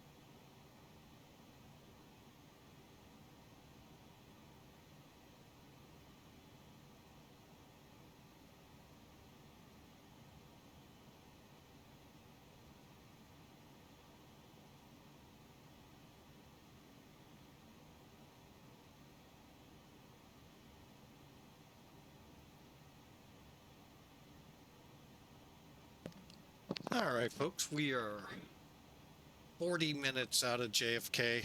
I was down playing with the 11-month-old. She is a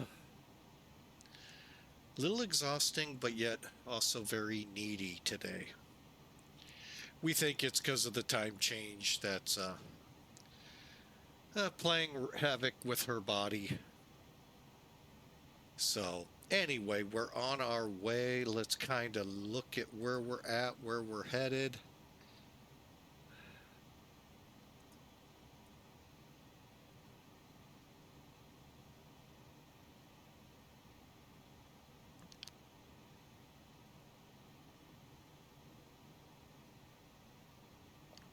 Okay, so it looks like New York approach is online.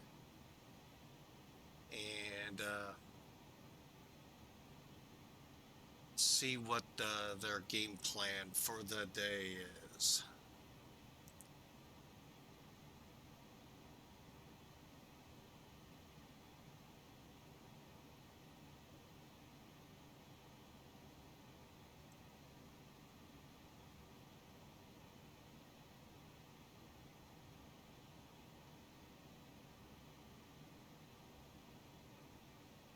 Okay, so just looking over the ATIS 190 at 11. Now, real world is flying approaches 213 left, as well as 22 left. So, all right, but we are expecting 22 left. They're departing 22 right. All right, we're coming up to LEJOY, and that's where we make the turn to Wilkes-Barre.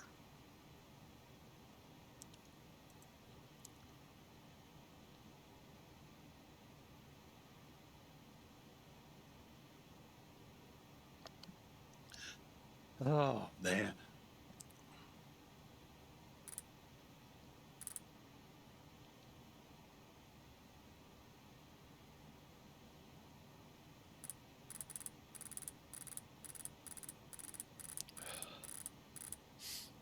All right, so there we're set there. And see, I have not flipped this to GPS like we would normally. In this airplane, it works just fine this way. I don't know if technically you need to be in INS or not. But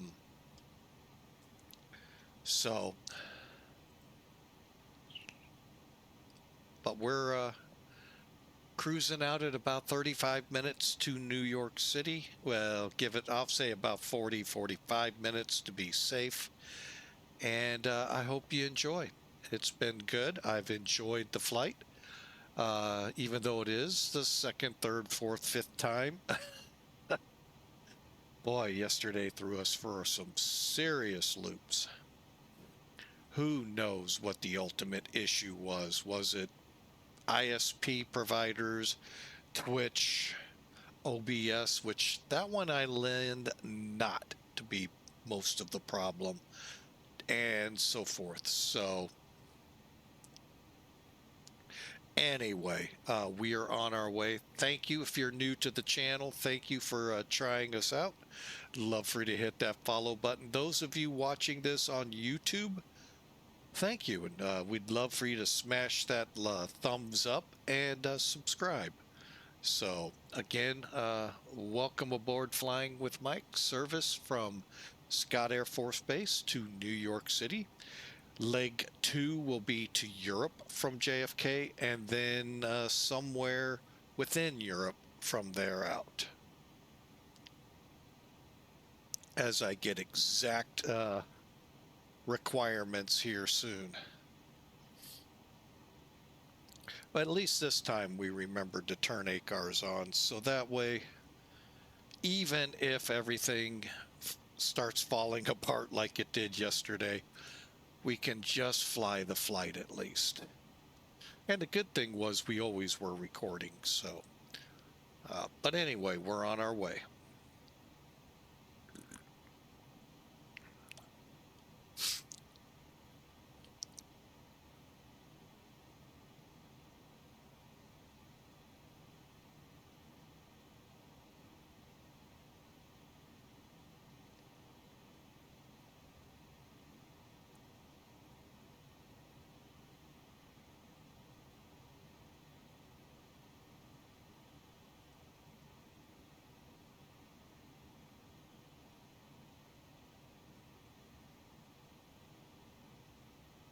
And I'll give a shout out here. Come April 26th, some of you out there enjoy Cross the Pond. I used to, it just got so many people, and I kept getting disconnected left and right. On top of a few other issues that cropped up, that I know have since been worked out. That I don't know though if the disconnections have been over figured out or not. But it is a fun time. You can join anywhere from 1,000 to 2,000 of your fellow flight simmers. This time around, April 26th, we're going from the European, African continents over to the Western Hemisphere, North and South America. So stay tuned to VATSIM, and they'll be, right now, I think they're putting the call out for what airports do you want. I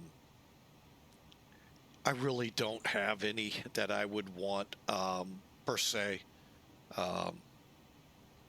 because the ones I want will go away so quick that I won't get them. So it doesn't matter. But it's a fun time. Now, just keep in mind, if you flew this last October, which is when they go east, which was Western Hemisphere to the Eastern Hemisphere, you're not going to get that nice, relatively short flight. You're now going to battle that 100-knot plus tailwind as a headwind. And while they'll try to space it out to catch good winds, there's no guarantee. And you're going to increase by every bit of an hour to go west. So enjoy, unless you're concording, and then, hey, you still got to push a little longer, but gee, a 3-hour flight pushed to 3. Attention all aircraft, there's a stuck mic on 125.77. Everyone on 2577, check your push to talks, please. I'm glad he said something, because I'm still on Scott Air Force Base.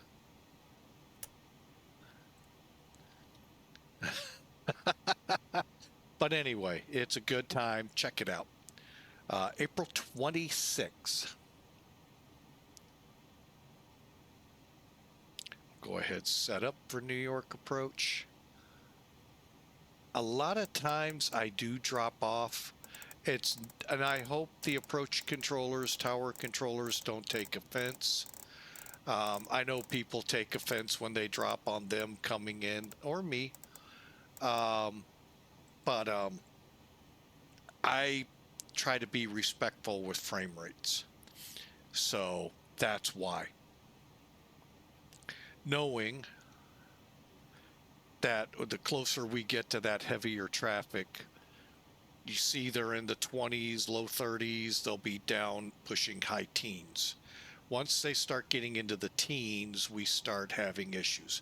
Throw weather on there and a lot of traffic, and that is what's held me up from Nimbus. But now the more I think about things, I don't have any troubles with Atlanta. So may give JFK a try. I know with StarSim, StarSims, I think it's called, Philadelphia, I do have a lot of trouble with frames.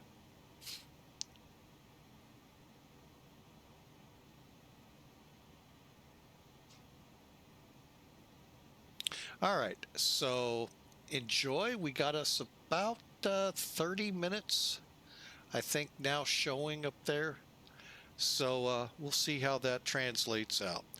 But expect the controller to be yelling at us. No, just kidding. Talking to us.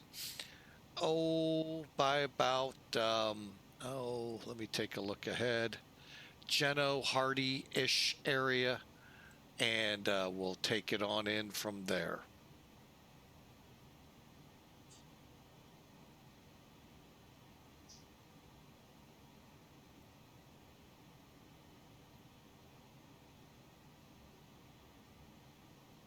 Another neat feature to NavGraph charts besides weather overlays where I can throw, if there is weather on their weather servers,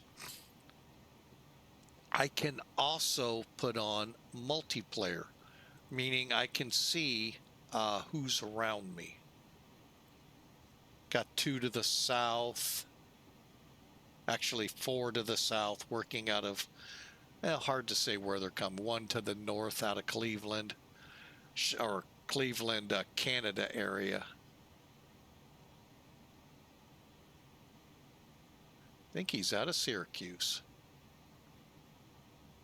But anyway, so it's a neat feature to have. Plus, ATC can show up. All depends what you select. So I like that feature sometimes, trying to see who's around me. All right, well, enjoy. We're coming up to LEJOY, and we'll be turning for Wilkes-Barre, and then on to the approach. Enjoy. And I know no music right now. Kind of keeping that. I mean, we only have a limited sound cue, and anything else I play seems to get flagged. So people either don't like it and say it is and it gets flagged, or it's actually copywritten. So whatever, I'm not, it's no skin off my back. I can run this without music. So now I haven't decided yet tomorrow if I'm going to stream that or not. I'd love to, but the problem comes in, the flight is probably in the neighborhood of 7 hours, and streaming can be kind of challenging in 7 hours, as those know flying across the pond. So I haven't fully decided. I'm sure I'm going to get a private message saying, do it.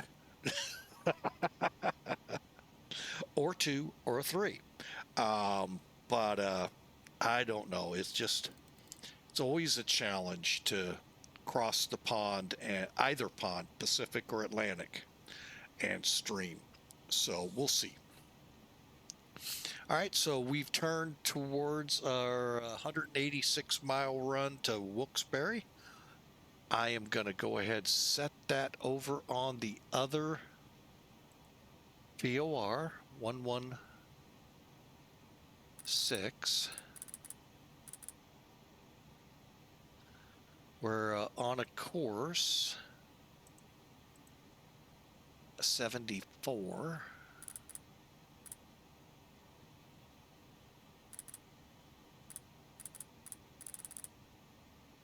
Hang on, why is it not lining up?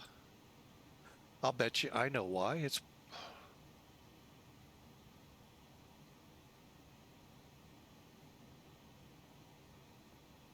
right, isn't it? 111.6.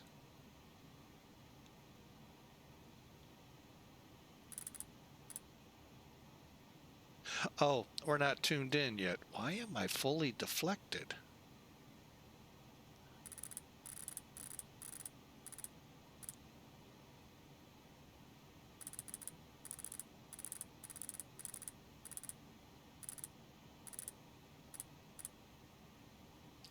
All right, so yeah, the 180 miles out, yeah, we're still a bit away.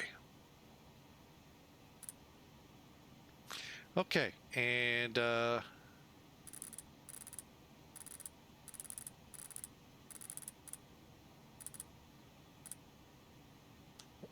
air. Never mind.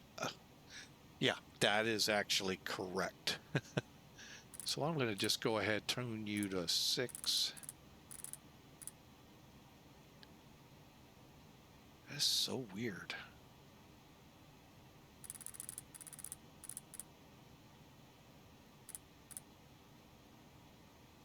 As we draw closer, it'll come in. So there you have it. And then the neat thing when you fly nighttime, of course, getting the cockpit lighting just right. So, all right. So I'm going to step away for about 5 minutes and be right back. Go see the Miss Fussy 11-month-old and be right back.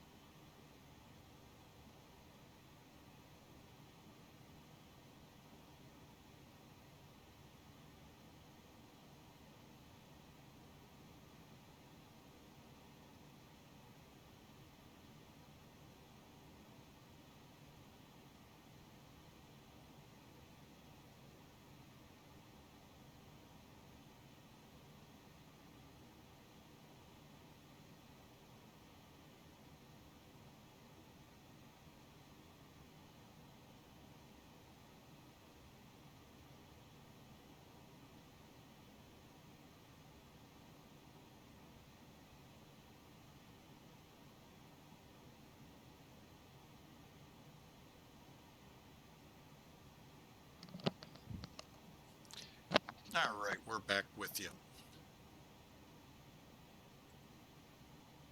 All right, I hope y'all are having a marvelous Tuesday.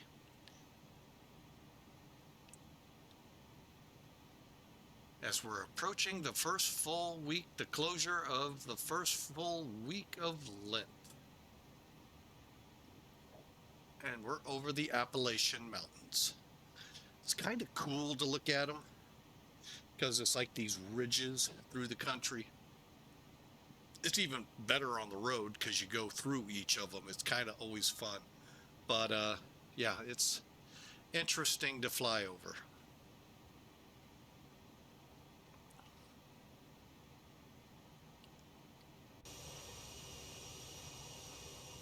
See if I can get you a good.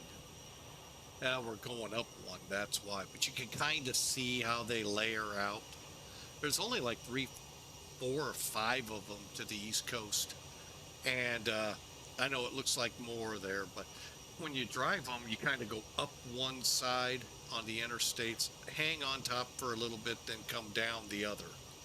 It's kind of interesting how they do that, how you cross ridges. So, but there we are, heading over. I have to say, I still like this TWA paint scheme. I miss TWA to start with. The scheme they ended up with at the time they got bought out, that was pretty cool, but it just nothing beats the old TWA scheme. Got a couple planes ahead of us. Let's see who they might be. Looks like a Southwest 737. Rochester to Baltimore. Safe travels.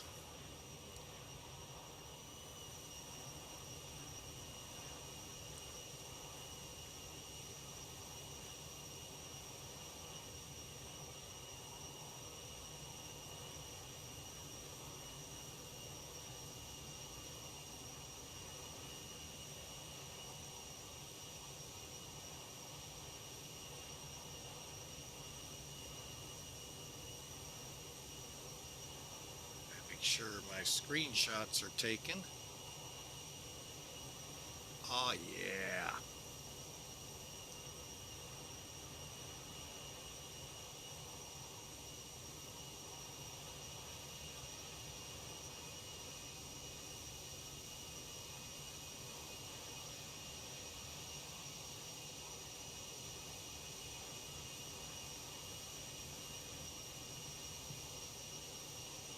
There we go.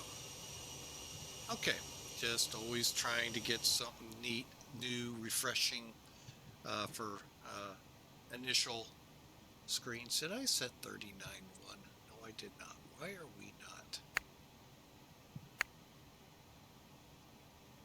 Ross and maintain 23. Hang on. What did I not do? I think I know.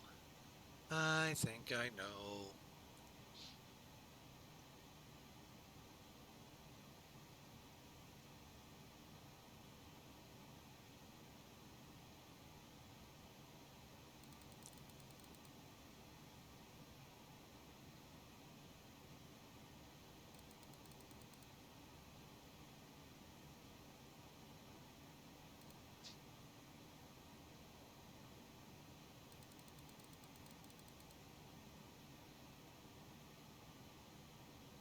Yeah, we forgot to set.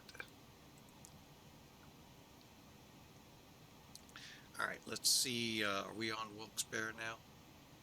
No, we aren't.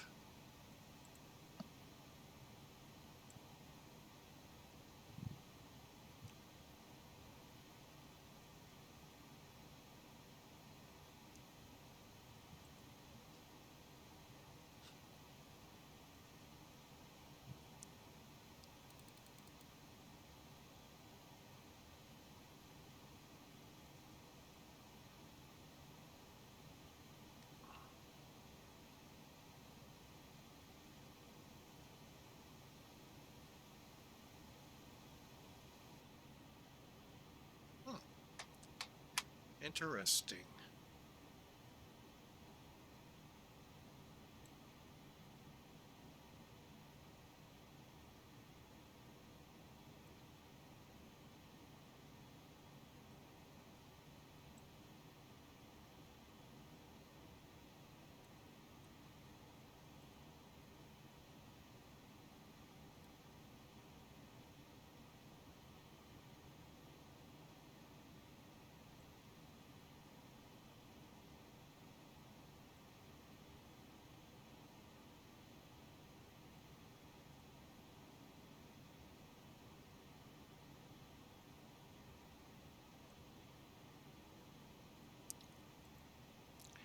All right, so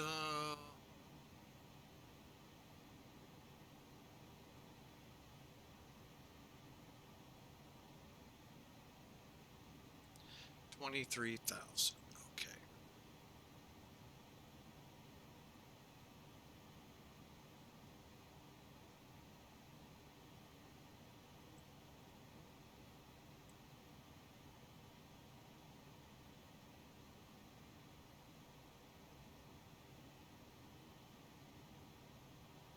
Here we go. I think we're starting to tune it in. See if we get some mileage here.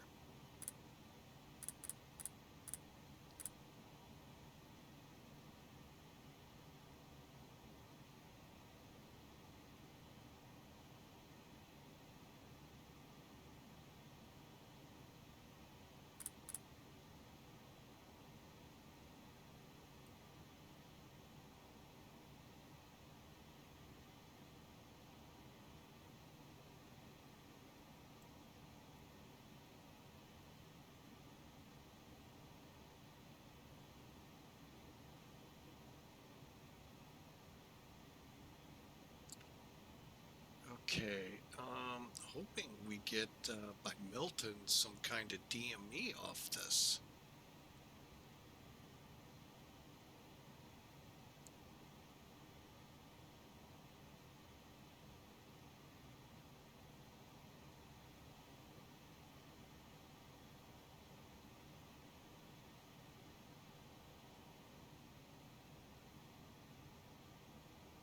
There we go, 46. I need at about 35, we'll start our descent. Now, remember I told you, if you put it on alt hold, I can set 23 in my window.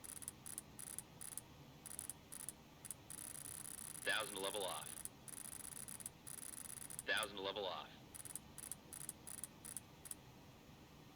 1,000 to level off.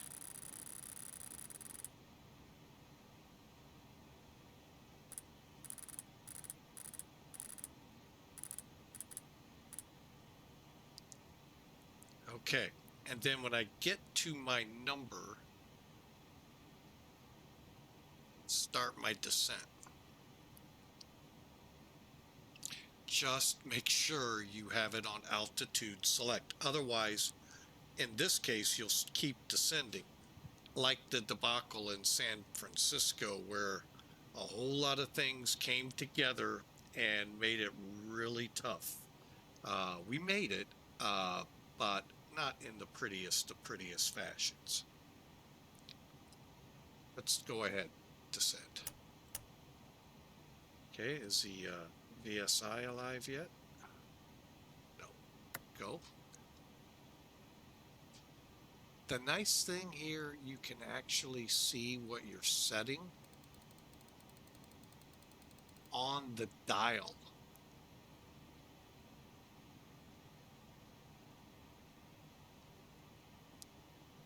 And then verify it on your VSI, vertical speed indicator, and in this case, TCAS. Sorry, had an itch in that ear where the mic is. All right, so we're coming down. Now, right now, the aircraft is going to do all it can to keep the aircraft at Mach 0.85. What I'm waiting for is it to get up to about 290, 300. Then I'm going to change it to indicated airspeed. It'll show instead of Mach speed.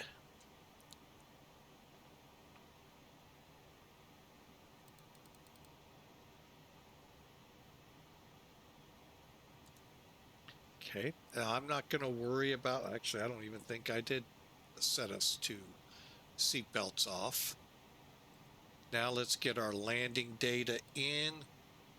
To left is 8,400 feet.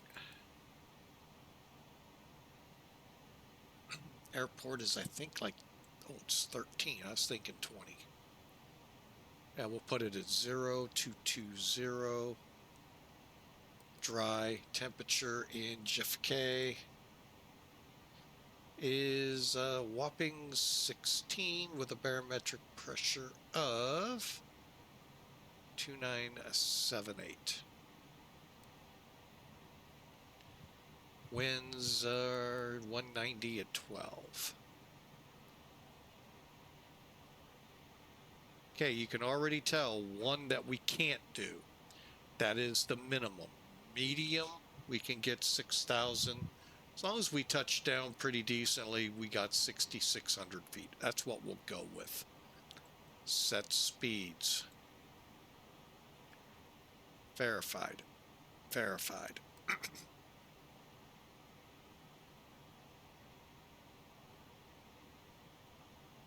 Hang on. Okay, they are set. Okay, we're going to go up top here, put it to medium so we don't forget. We'll be nice, let them out of their seats for 5 minutes.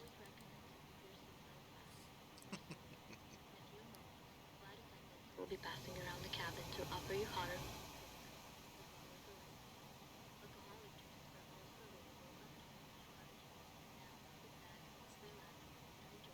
All right, now I am going to go up here.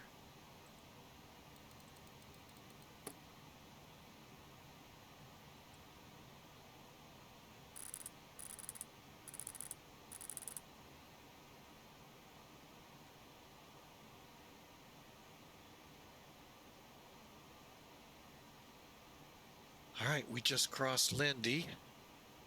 Oh, I'm sorry, Wilkes. 125.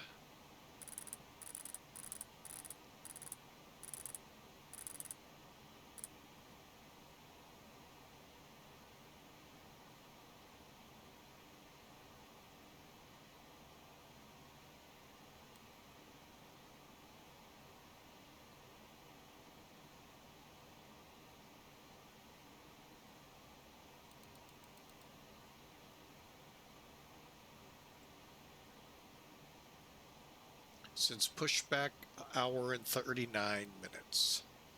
So I hope you enjoy as we're slowing down to let's go 295. Now, if you haven't figured out, you can fly this from this point on. If you're in the Felis bird, you can turn off your INS, if you will.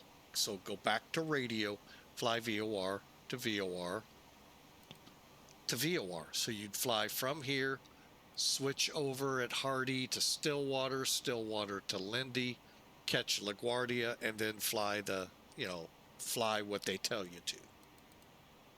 But basically, you're going to head and loop around to the making left-hand turns to enter the ILS. Okay, and at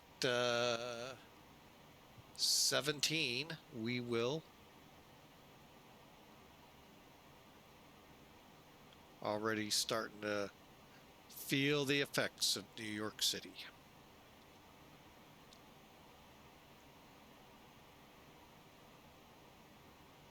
How much traffic are we coming into?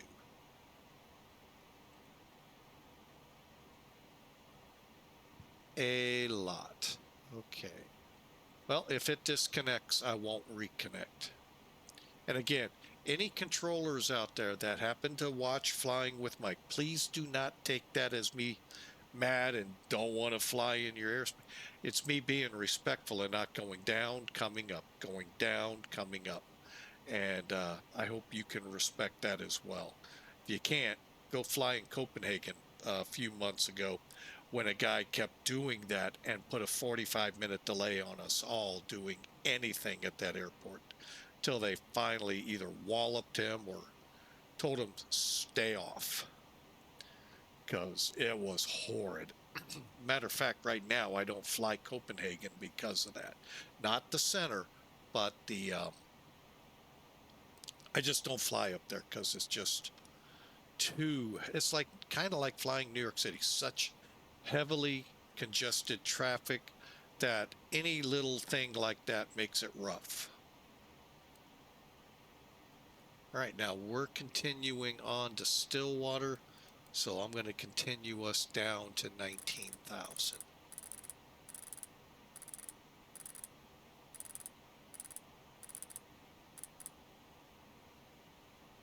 Now, at some point, we should be picking up our friends in New York approach.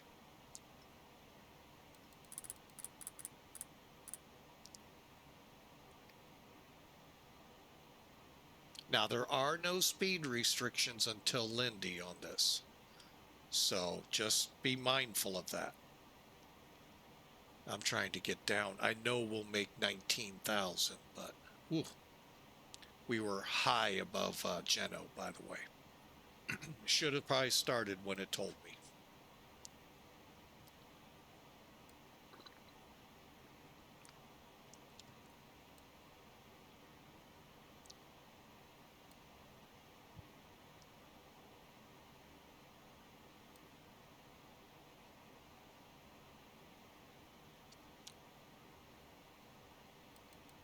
Okay, 18 minutes ago, we're looking at 2978. Okay.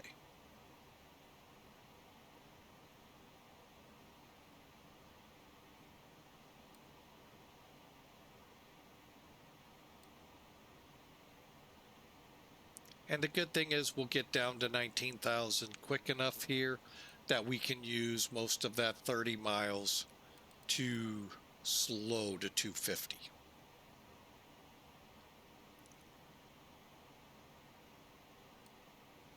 Okay, 109.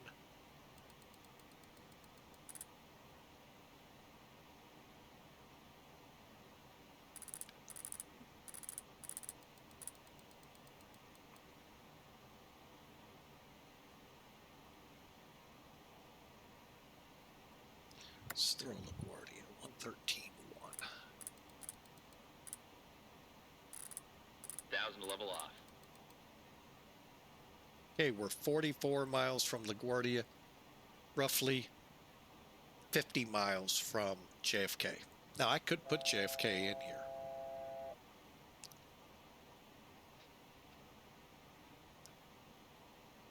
Okay, at 33.7 is Lindy, and we'll be joining the 135 radial to, or 315 radial, sorry, outbound.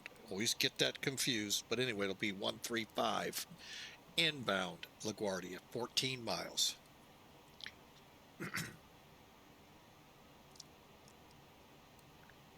And we're above transition levels, so don't set it yet.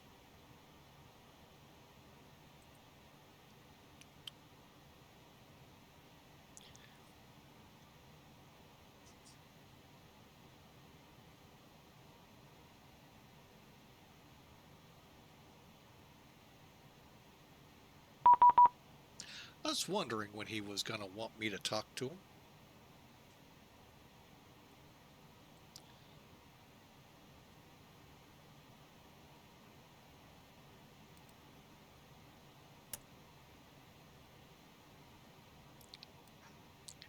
New York approach, TWA 120 heavy with you on the Lindy 7, about 20 miles from Lindy.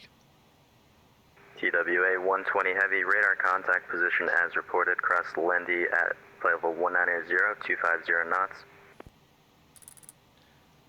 And TWA 120, forgot to tell you, we are at 19,000, slowing to 250. TWA 120 heavy, thanks. The Kennedy 8 is Gulf, is current expect vectors ILS 22 left approach. All right, we'll plan vectors for the 22 left ILS approach, TWA 120.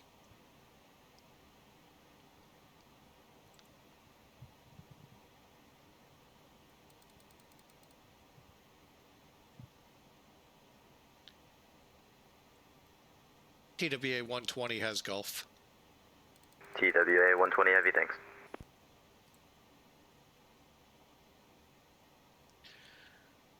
All right, we'll be at 250 at that point. So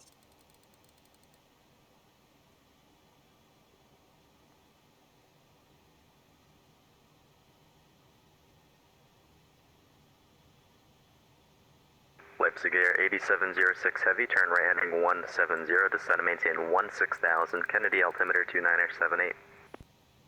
Right heading 160, descending 17,000, and QNH is 2978.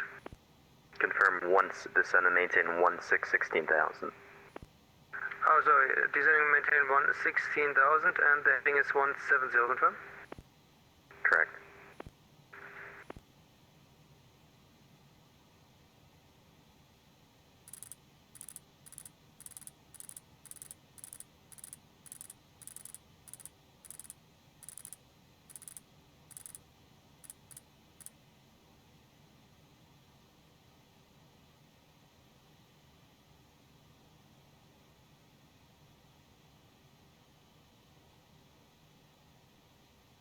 We have traffic in front of us?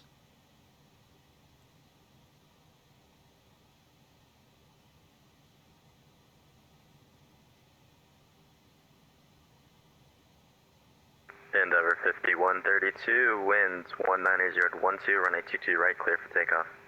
22 right, clear for takeoff, Endeavor 5132.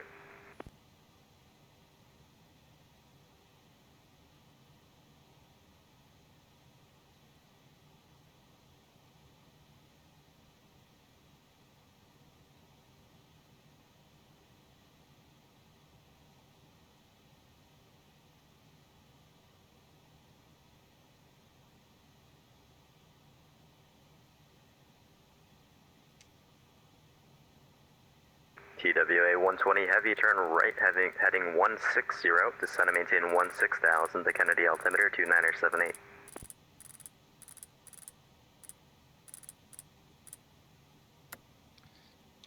All right, right turn 160 down to 16,000, TWA 120, and the altimeter setting.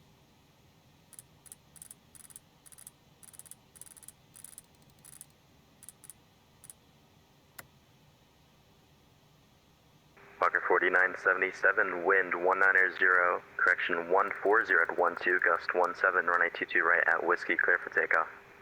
22 right, a Whiskey, clear for takeoff, 4 from 4977.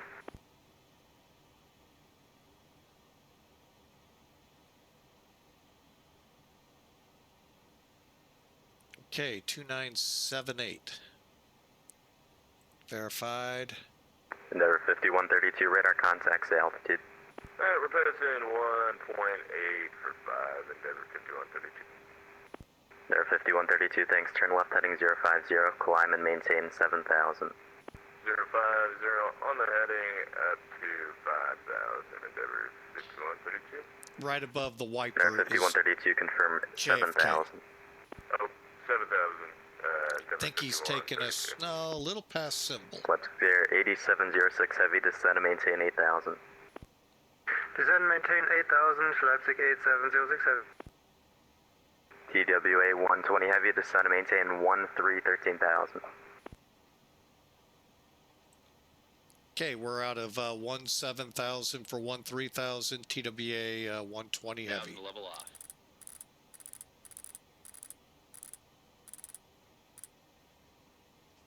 All right, I'm going to go ahead and set my ILS up. Hopefully it doesn't change 3 times en route.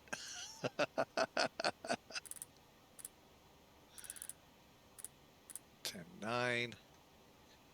224.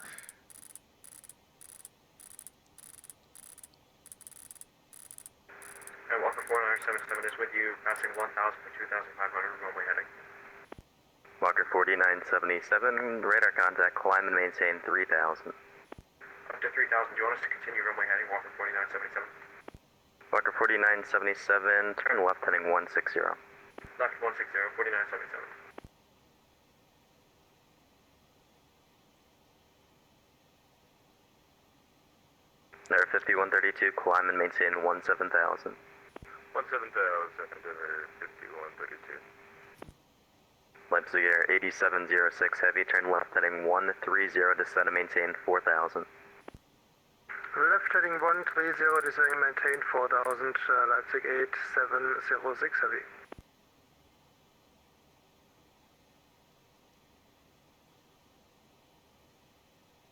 Okay, 110. Just double checking my instruments.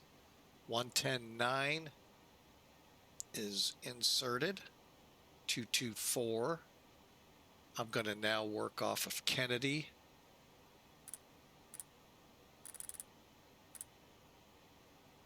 Okay.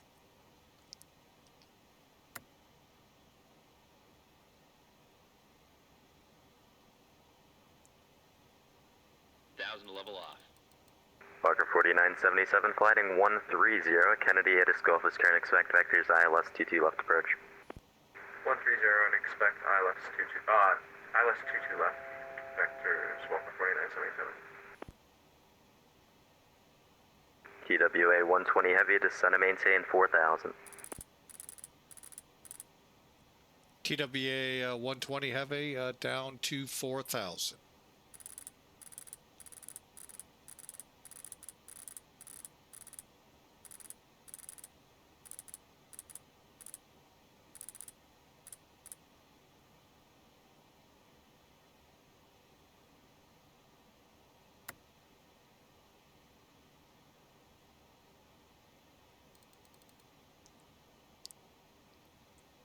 We got 2 or 3 around us now, so. There 5132, clear direct gale. Direct gale on there at 5132.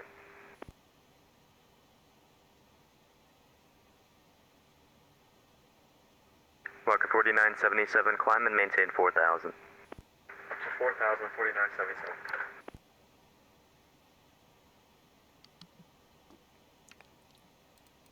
Leipzig Air 8706 heavy, turn left heading to, correction 040. Left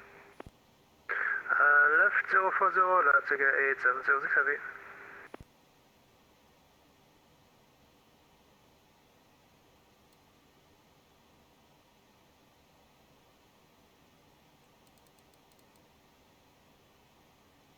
Approach checklist, please. Seatbelts and shoulder harness. Check.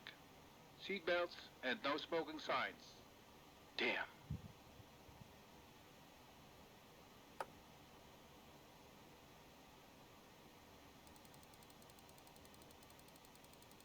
On. Anti-ice. Off. Exterior lights. Check. Outer brakes. Medium. Radio INS switches. Radio. 10,000. Flight director computer selectors. Check. And there 5132, New York centers closed, radar Check. services terminated, frequency change approved, have a great flight. 1008. Set and cross check. Landing data, EPR and airspeed bugs. Set and cross check. TWA 120 heavy, turn left heading 100. Check. Fuel panel. Left turn 100, TWA 120. This.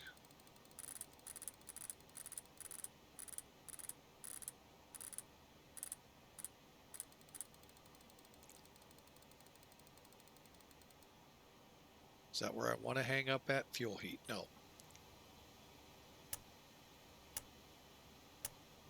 Off. EPR computer. This. Go around. Cabin altitude. Check. Circuit breakers. Check. Approach checklist completed.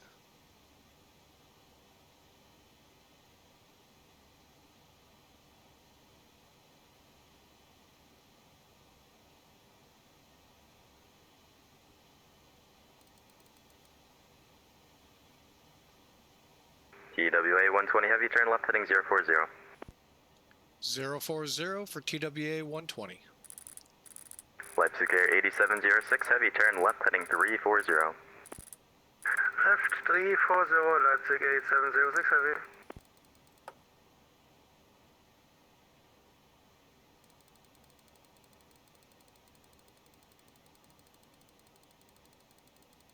York approach, good day to Caribbean 602. Caribbean 602, New York departure good. New York departure, the Caribbean 602 is just 29 miles, let's see, southeast of the JFK VOR, level at flight level 360. Caribbean 602, New York, approach. Hello, I'm not currently covering center, so frequency change approved. Have a good flight. Roger that for the Caribbean 602.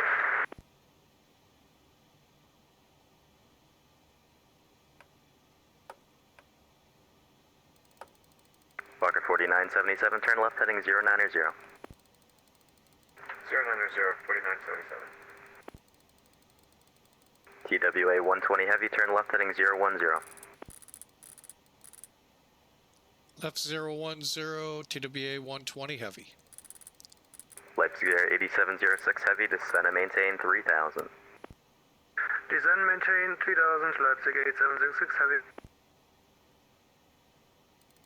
1,000 level off. Okay, and set. Okay, so we will level.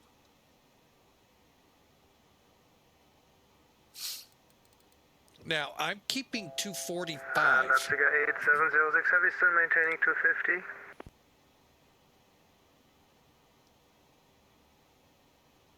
I'm sorry, say again? You want me to continue with 250 knots, Leipzig 8706 heavy? Leipzig Air 8706 heavy, speed your discretion, or maintain 210 knots or greater. Okay, no problem, maintaining 210 greater, Leipzig 8706 heavy. And New York approach, American 4084 information, Golf on board, Tango Alpha, short of Alpha.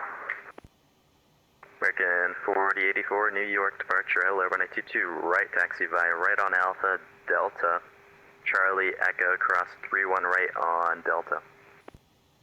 And a right turn on Alpha, Delta, Charlie Echo, cross 31 right, and Delta for American 4084. American 4084, ATIS Golf is current. Golf on board for 4084, thanks. Thank you. And approach JetBlue 779, rated taxi with information Golf. JetBlue 779, New York departure, hello, taxi right on Alpha, Delta Bravo, Charlie Echo, cross 31 right on Delta Bravo.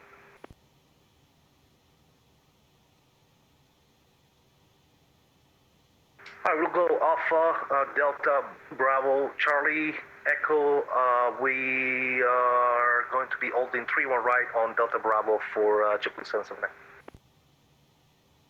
Leipzig Air 8706 heavy, descend and maintain 2000. Descend, maintain 2000, Leipzig 8706 heavy. TWA 120 heavy, fly heading 350, descend and maintain 3000.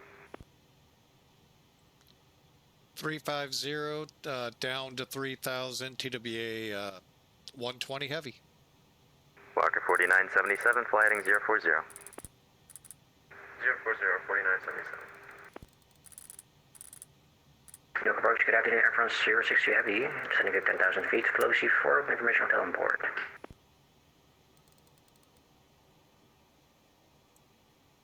Air France 62 heavy, New York approach, hello, squawk 4216, Newark altimeter 2974. Okay, we're just Squawk following 4216, him. altimeter Okay. 2974, Air France 62 heavy.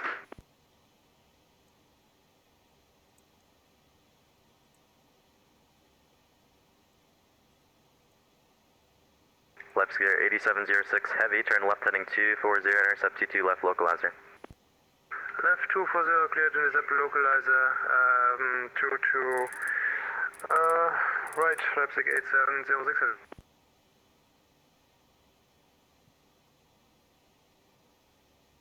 Yeah, right, hello, Virgin Frick, sorry, have a inbound Calverton, 15,500 There feet, it went. information Golf. I happened to notice, and it had deselected.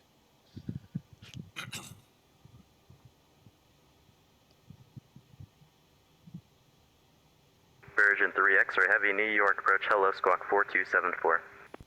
4274, Virgin Frick, sorry. Air France 62 heavy, New York approach, radar contact 16 miles northeast of the Huguenot VOR, descend and maintain 7000, ATIS hotels, current expect vectors, ILS 22 left approach. Alright, descend 7000, expect vectors, ILS 22 left, Air France 62 heavy. TWA 120 heavy, reduce speed to 180.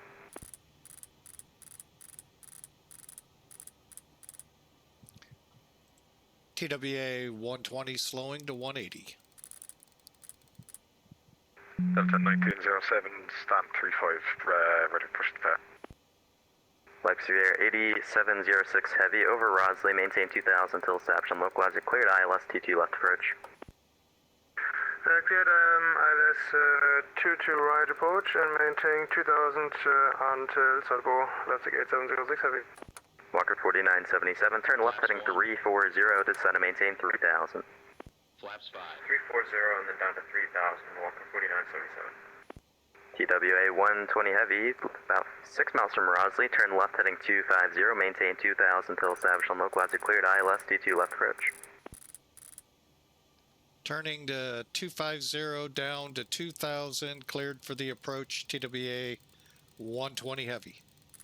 Virgin 3X area heavy, radar contact 8 miles east of the Calverton VOR, descend and maintain 12,000, reduce speed at 250. Descend and maintain 12,000 feet, reduce speed 250 knots, vision pressure. Virgin 3X area, thanks. The Kennedy 8S Golf is current, expect vectors ILS T2 left approach. Golf vectors for the LSD2 left, vision pressure.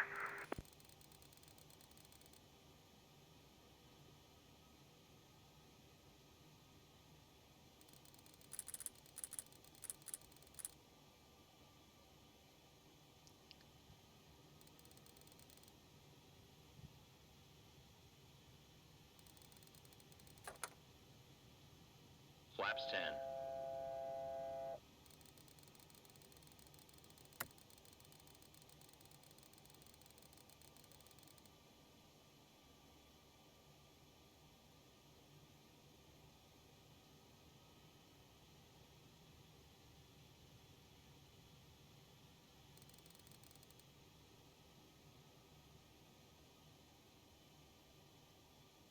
Virgin 3 X-ray heavy, flighting 240, descend and maintain 9,000. 2,000 degrees, descend 9,000, vision pressure heavy.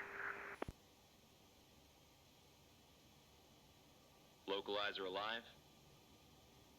Kennedy JetBlue 779, holding short 41 right at Delta Bravo.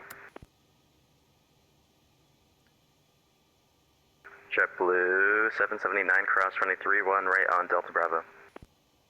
Cross 21 right, Delta Bravo, 779. I'm sorry, was that Delta 1907 calling for taxi earlier?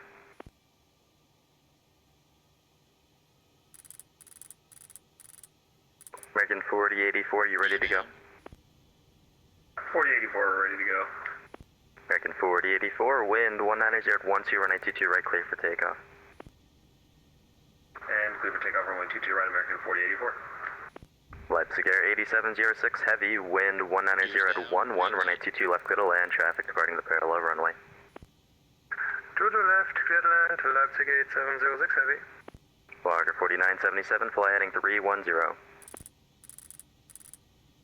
310, 4977. Air France 62 heavy, turn left heading 160, descend maintain 5,000, vectors ILS 22 left approach.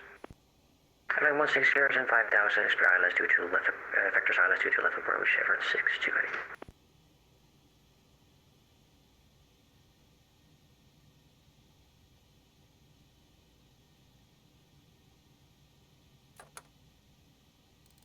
Flaps 25.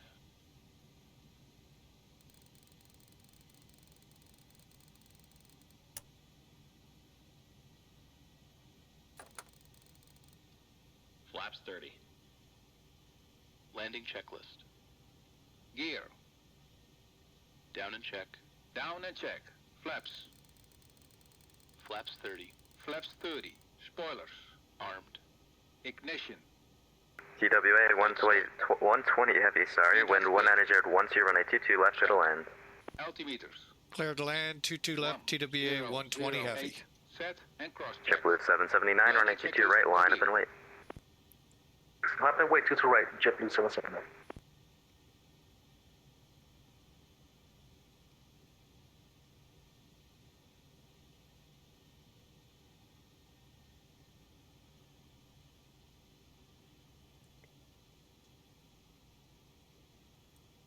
Walker 4977, turn left heading 250, descend maintain 2000, intercept the T2 left localizer.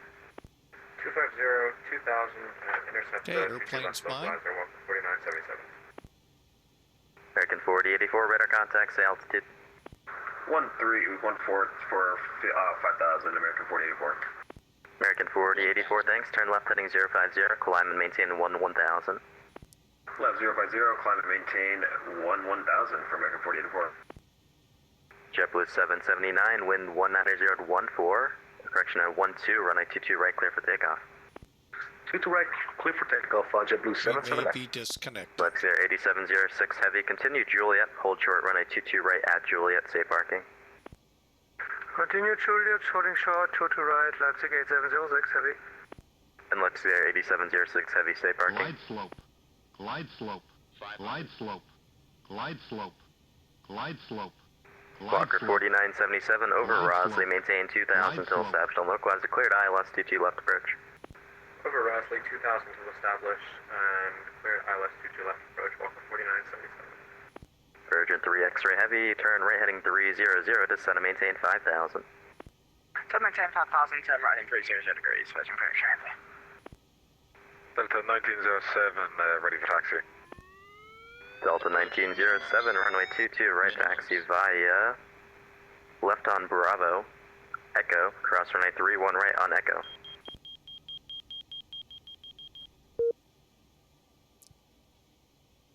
$50, $40, $30, $20, $10. Check reverse.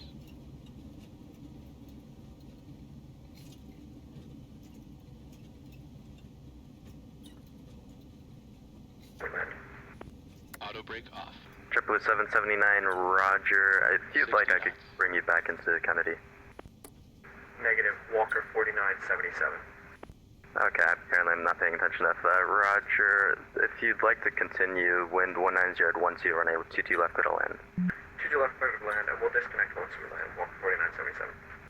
Roger, thanks. JetBlue 779, radar contact, say altitude. Passing 1800. Thank you. Turn left heading 050, climb and maintain 1000. Left 090, climb 1000, 779. Air France 62 heavy, descend and maintain 4000. Descend and maintain 4,000, Air France 62. 4084, clear direct merits, climb and maintain 17,000. Direct merit up to 17,000, American 4084. TWA 120 heavy, welcome to Kennedy. Continue Juliet, cross runway 22 right on Juliet, safe parking. Juliet, you said cross 22 right. We're going to Terminal 5.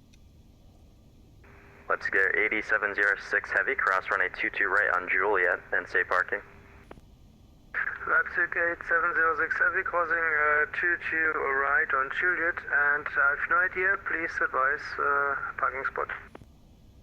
Leipzig 8706, roger. Probably Terminal 4 then. You can make a Juliet Alpha, and then right on Kilo Foxtrot into the ramp.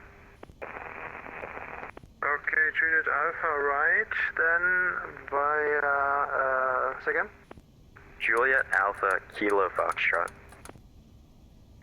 Juliet Alpha, Kilo Foxtrot, Terminal 4, Leipzig 8706, heavy, thank you. TWA 120 heavy, right on Bravo to the ramp, see ya. Okay. TWA 120 cleared across 22 right, then right on Bravo to Terminal 5. Air France 62 heavy, descend and maintain 3000. Descend and maintain 3,000, Air France 62 heavy. Version 3 X-ray heavy, descend and maintain 3000. Descend and maintain 3,000, then free X-ray. JetBlue 779, clear direct merits, climb and maintain 17,000. 17,000 direct merit, JetBlue 779. American Jerry 487, approaching India Golf November, crossing flight level 270.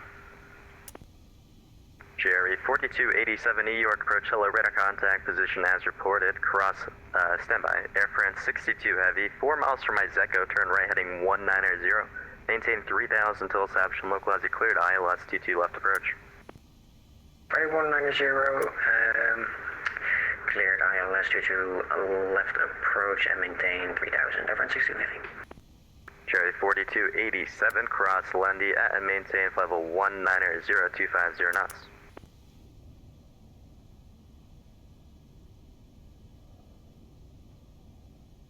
Please repeat the waypoint for Jerry 4287.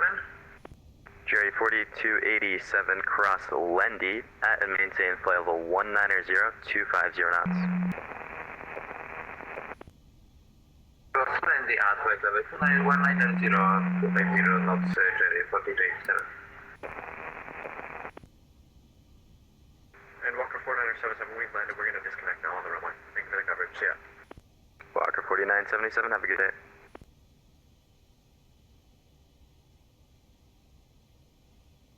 American 4084, Boston Center's closed. Radar services terminated. Frequency change approved. Have a good flight.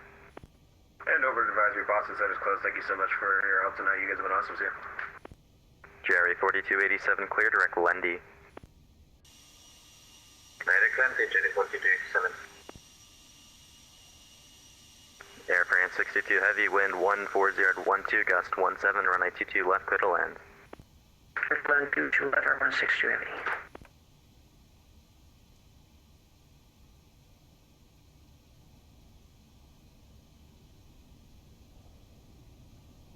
After landing checklist. Brake pressure. Check. Body gear steering. Arm. Outer brakes. Damn. 5x5. Thank you, sir. Off. Ignition. Hold on. Off. Engine and wing anti-ice. Virgin 3 X-ray heavy, 4 miles from Rosley, turn left heading 250, maintain 3000 until Satchel, no quasi cleared, ILS 22 left approach. Left heading 250 degree, maintain 3000 until establishing on the left, 22 left, Virgin 3 X-ray. Damn. JetBlue 779, Boston Center's closed, radar services terminated, frequency change approved, have a good flight. Alright, we'll go over to advisory for JetBlue 779. Thank you for getting us out of there. We'll see you next time. I'd love to get 8706 heavy final parking. Thank you for the great service. Have a good nice day, bye. Have a great day, see you. Not sure what we got hung on, but we'll look here in a second.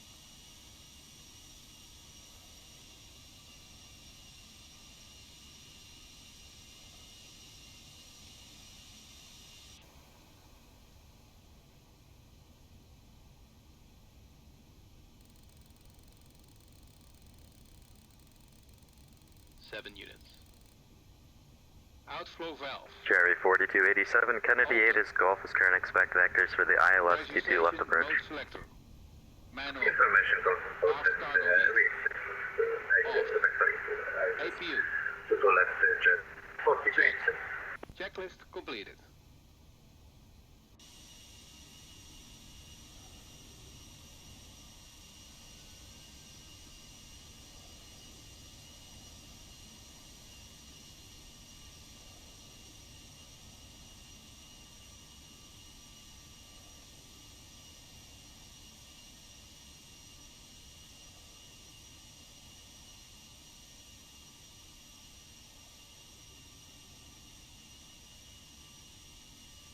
Virgin 3 X-ray heavy, wind 190 at 12, runway 22 left, clear to land. Runway 22 left, clear to land, Virgin 3 X-ray.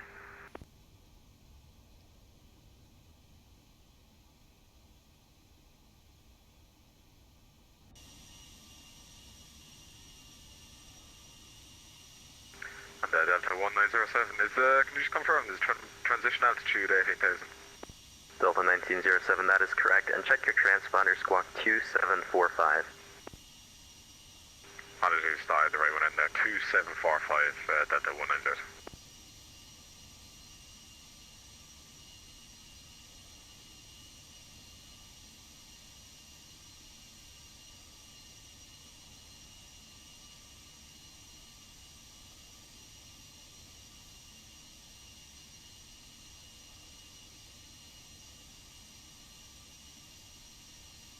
Delta 1907, thanks, you ready to go?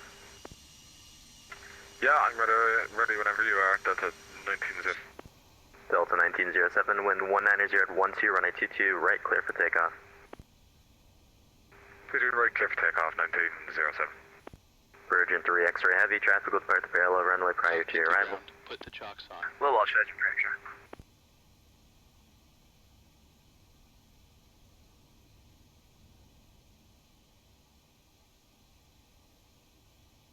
Chalks are on.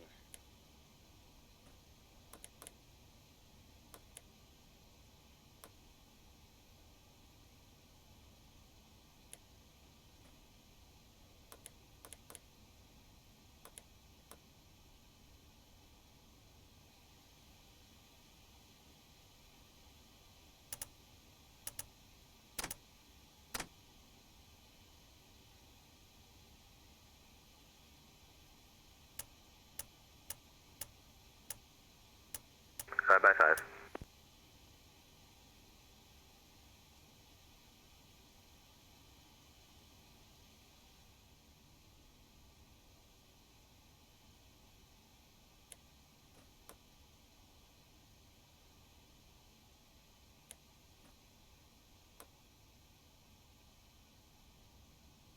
All right, we're into blocks.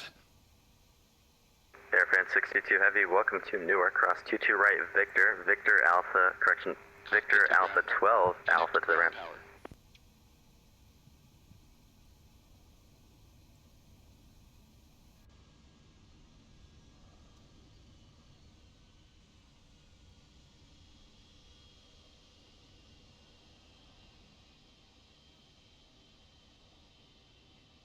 And approach TWA 120, just let you know we're in T5 spot 3.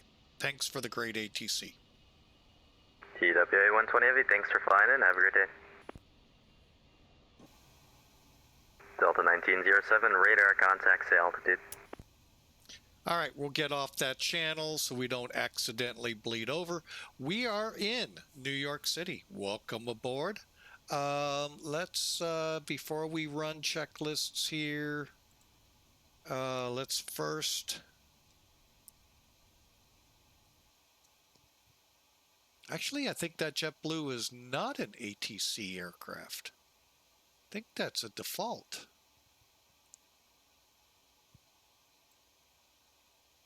All right, and...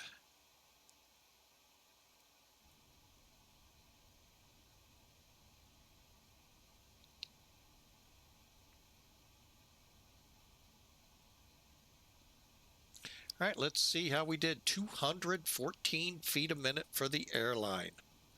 File it. I'm sure I'm going to flag something because we're not flying one of the Pan Am birds. All right, let me go to my profile real quick. Pri-reps, I'm sure we have a foul awaiting review for the livery, I'm sure.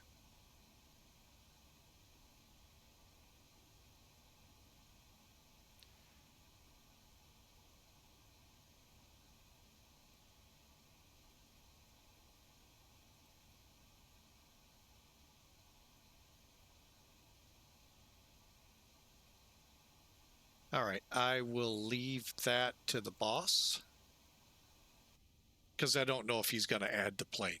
But anyway, welcome into TWA Terminal 5. Now, if many of you will not remember the golden age of TWA, oh, it is a JetBlue forum. Okay. The golden age of TWA and Pan Am. This terminal, Terminal 5, was TWA's. There's a historic terminal out front that when JetBlue took over, could not get rid of. The Historic Society said ixnay on that. So the rest of what you see is what they were allowed to do, but the actual terminal up front where you went in, so futuristic for its time, that had to stay. Conversely, sadly, Pan Am had to get rid of theirs when they need it and they want it to look something else. So, oh well. It is, you know, how they say it is what it is. All right, so let's close that out for now. All right, I'm going to stay online through this. We did pretty good with frame rates up until the very end there. Now, I did not fire up Elevatech, so we don't have a compare and contrast Why doesn't the airlines catch what I got on Sim Toolkit? You'll see what I mean here in a second. Shampoo Flyer, sorry for the late. Oh, you just said how do. How do. Welcome aboard, sir. Welcome. We just wrapped up MidAmerica, Scott Air Force Base to JFK. Let me bring in Sim Toolkit real quick. Actually, stand by one. Let's get this plane unloading.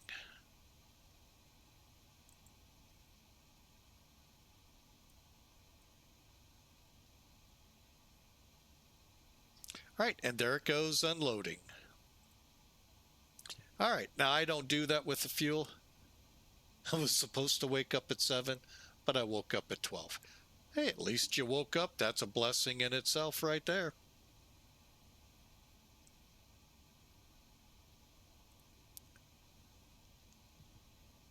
All right, so here's Sim Toolkit. I'm going to go ahead and get rid of that overlay at the top.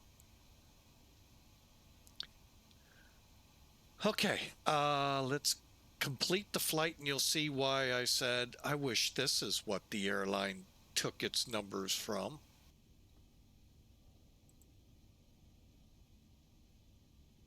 Those that know Sim Toolkit got a sneak peek at the number, but here we go. All right, so we flew 2 hours, 12 minutes, 750 miles, burned about 21,000, roughly 600 kilograms of fuel, 1.1 G on that landing, and 116 feet per minute, 139. Really right in the wheelhouse where we wanted to be, about 10 knots short, but I think that would have been okay on the VREF. I don't know if we can pull that up or not. We'll have to see.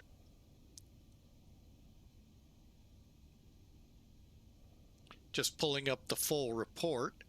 We landed roughly 2,400 feet down an 8,400 foot runway, 14 feet off. I thought I was closer to the center, but hey, we'll take it.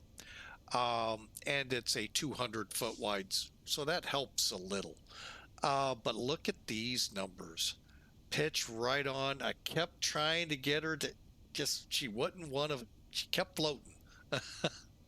So 116 feet a minute, 1 G, 140 knots. Folks, that is a very nice runway, a little long, but overall we will take it. Here's where you're supposed to, well, here's the legal threshold, 500, 1,000, 1,500, 2,000. There's the 2,500 mark. So you can see real close to 2,400 feet. And if you didn't catch it, we got off at the second high speed, taxied up over into the corner here. Now, granted, big heavies do not park in the JetBlue area here at JFK. By the way, let me kind of zoom in. It is, wow, I didn't know that was in there. I got to get out to JFK. Wow. Anyway, is that a Connie? I think it is. That's cool. Kind of tough to get to the taxiway, but you know, hey, I don't think that's intended.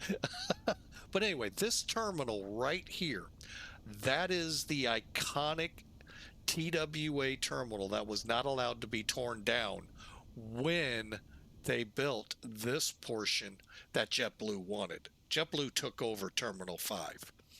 And, matter, is that saying TWA? Oh, no. I was going to say, wow. So anyway, that's the part of the terminal that was not allowed to be taken down. And I'm glad they did. I mean, I wish they could have done the same for Pan Am and figured out something. But Pan Am sprawled out onto the ramp. Where here, we're just talking roadside. So I kind of see where they went with that, but it would have been neat.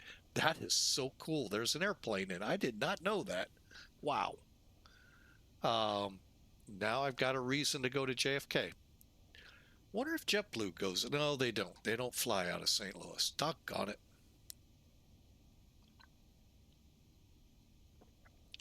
Anyway, so that was our flight, folks. I hope you enjoyed leg 1. And that is correct. Leg 1. Hang on a second. Again, we are on CV. I'll get it here in a second. Stand by. C and V. Okay, that scared the piss out of me.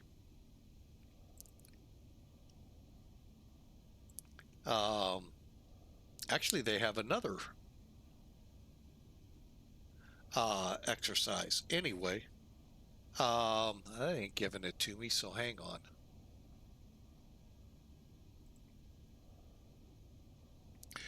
We're, I don't know if he's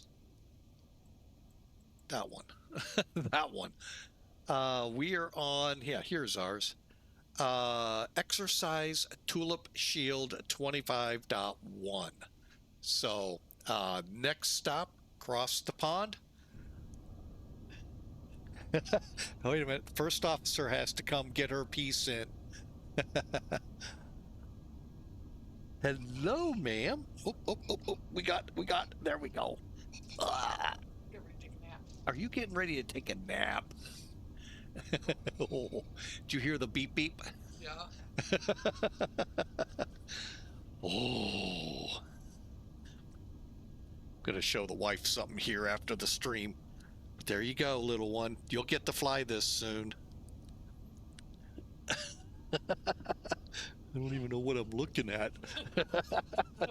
Let's go now. Let's go now. She's jumping up and down. Go, give me the sticks. Let's go.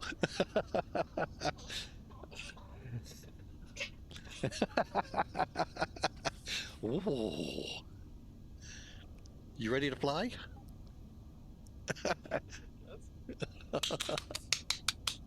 Oh, all right. Night night. Night night. Yeah, night night.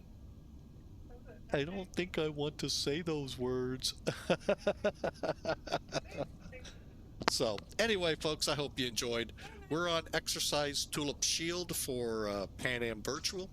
Again, if you're interested in flying for Pan Am or TWA, we have two sides of the house, two of us, two different people running each of those airlines. I run Pan Am, another gentleman runs TWA. Pan Am, look for your more conventional Pan Am aircraft. TWA, look for what people think it would be today. So, really a great airline. We run on the VATSIM software that's out there. I don't know if it's called software, webware, whatever you want to call it. But we'd love to have you. And if you're interested, let me shoot you here right as we're closing out the website. Like I said, really, we're kind of new, kind of not. But also hidden amongst us is a digital combat wing for digital combat sim, which is what we're in support of here. So check us out. We'd love to have you. Now, the digital combat simulator portion flies on digital combat. We at Pan Am and TWA, we don't require VATSIM, but you would find us on VATSIM. So, hope you all enjoy. It's a great thing. We fly a 1960 schedule for TWA, or I'm sorry, correction, Pan Am. 1980 schedule for Pan Am. Why the two? 1960s was the 707 and prop liners. 1980 brought us the 727, L1011, 747, and such for Pan Am. TWA, I believe 1984, and they've got, I know, an aircraft they never had, the 737, but they do also fly the MD-80s. I think we have 757, but we definitely have 767s and L1011s. So check us out. We'd love to have you aboard.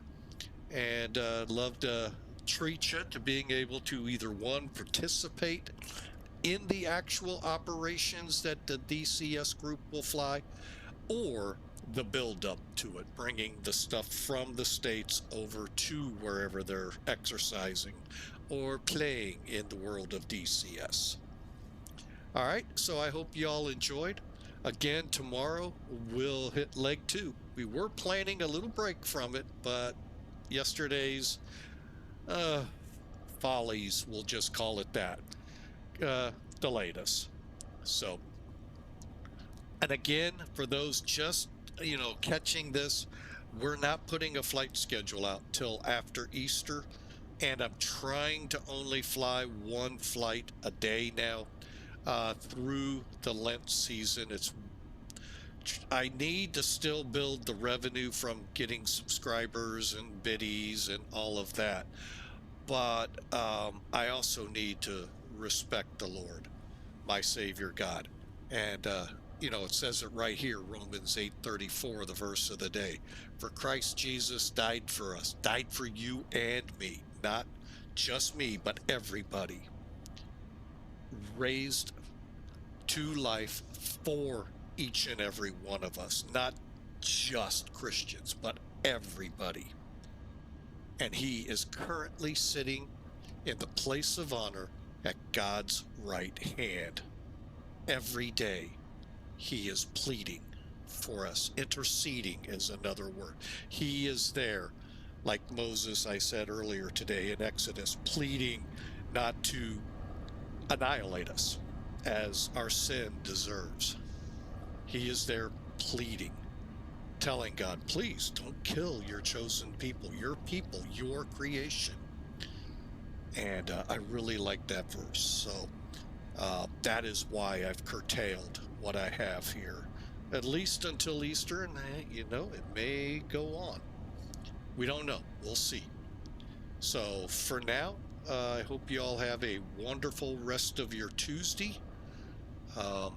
And have a great week. God bless you all. We will see you tomorrow sometime as we cross the pond. God bless you all and have a fantastic Tuesday.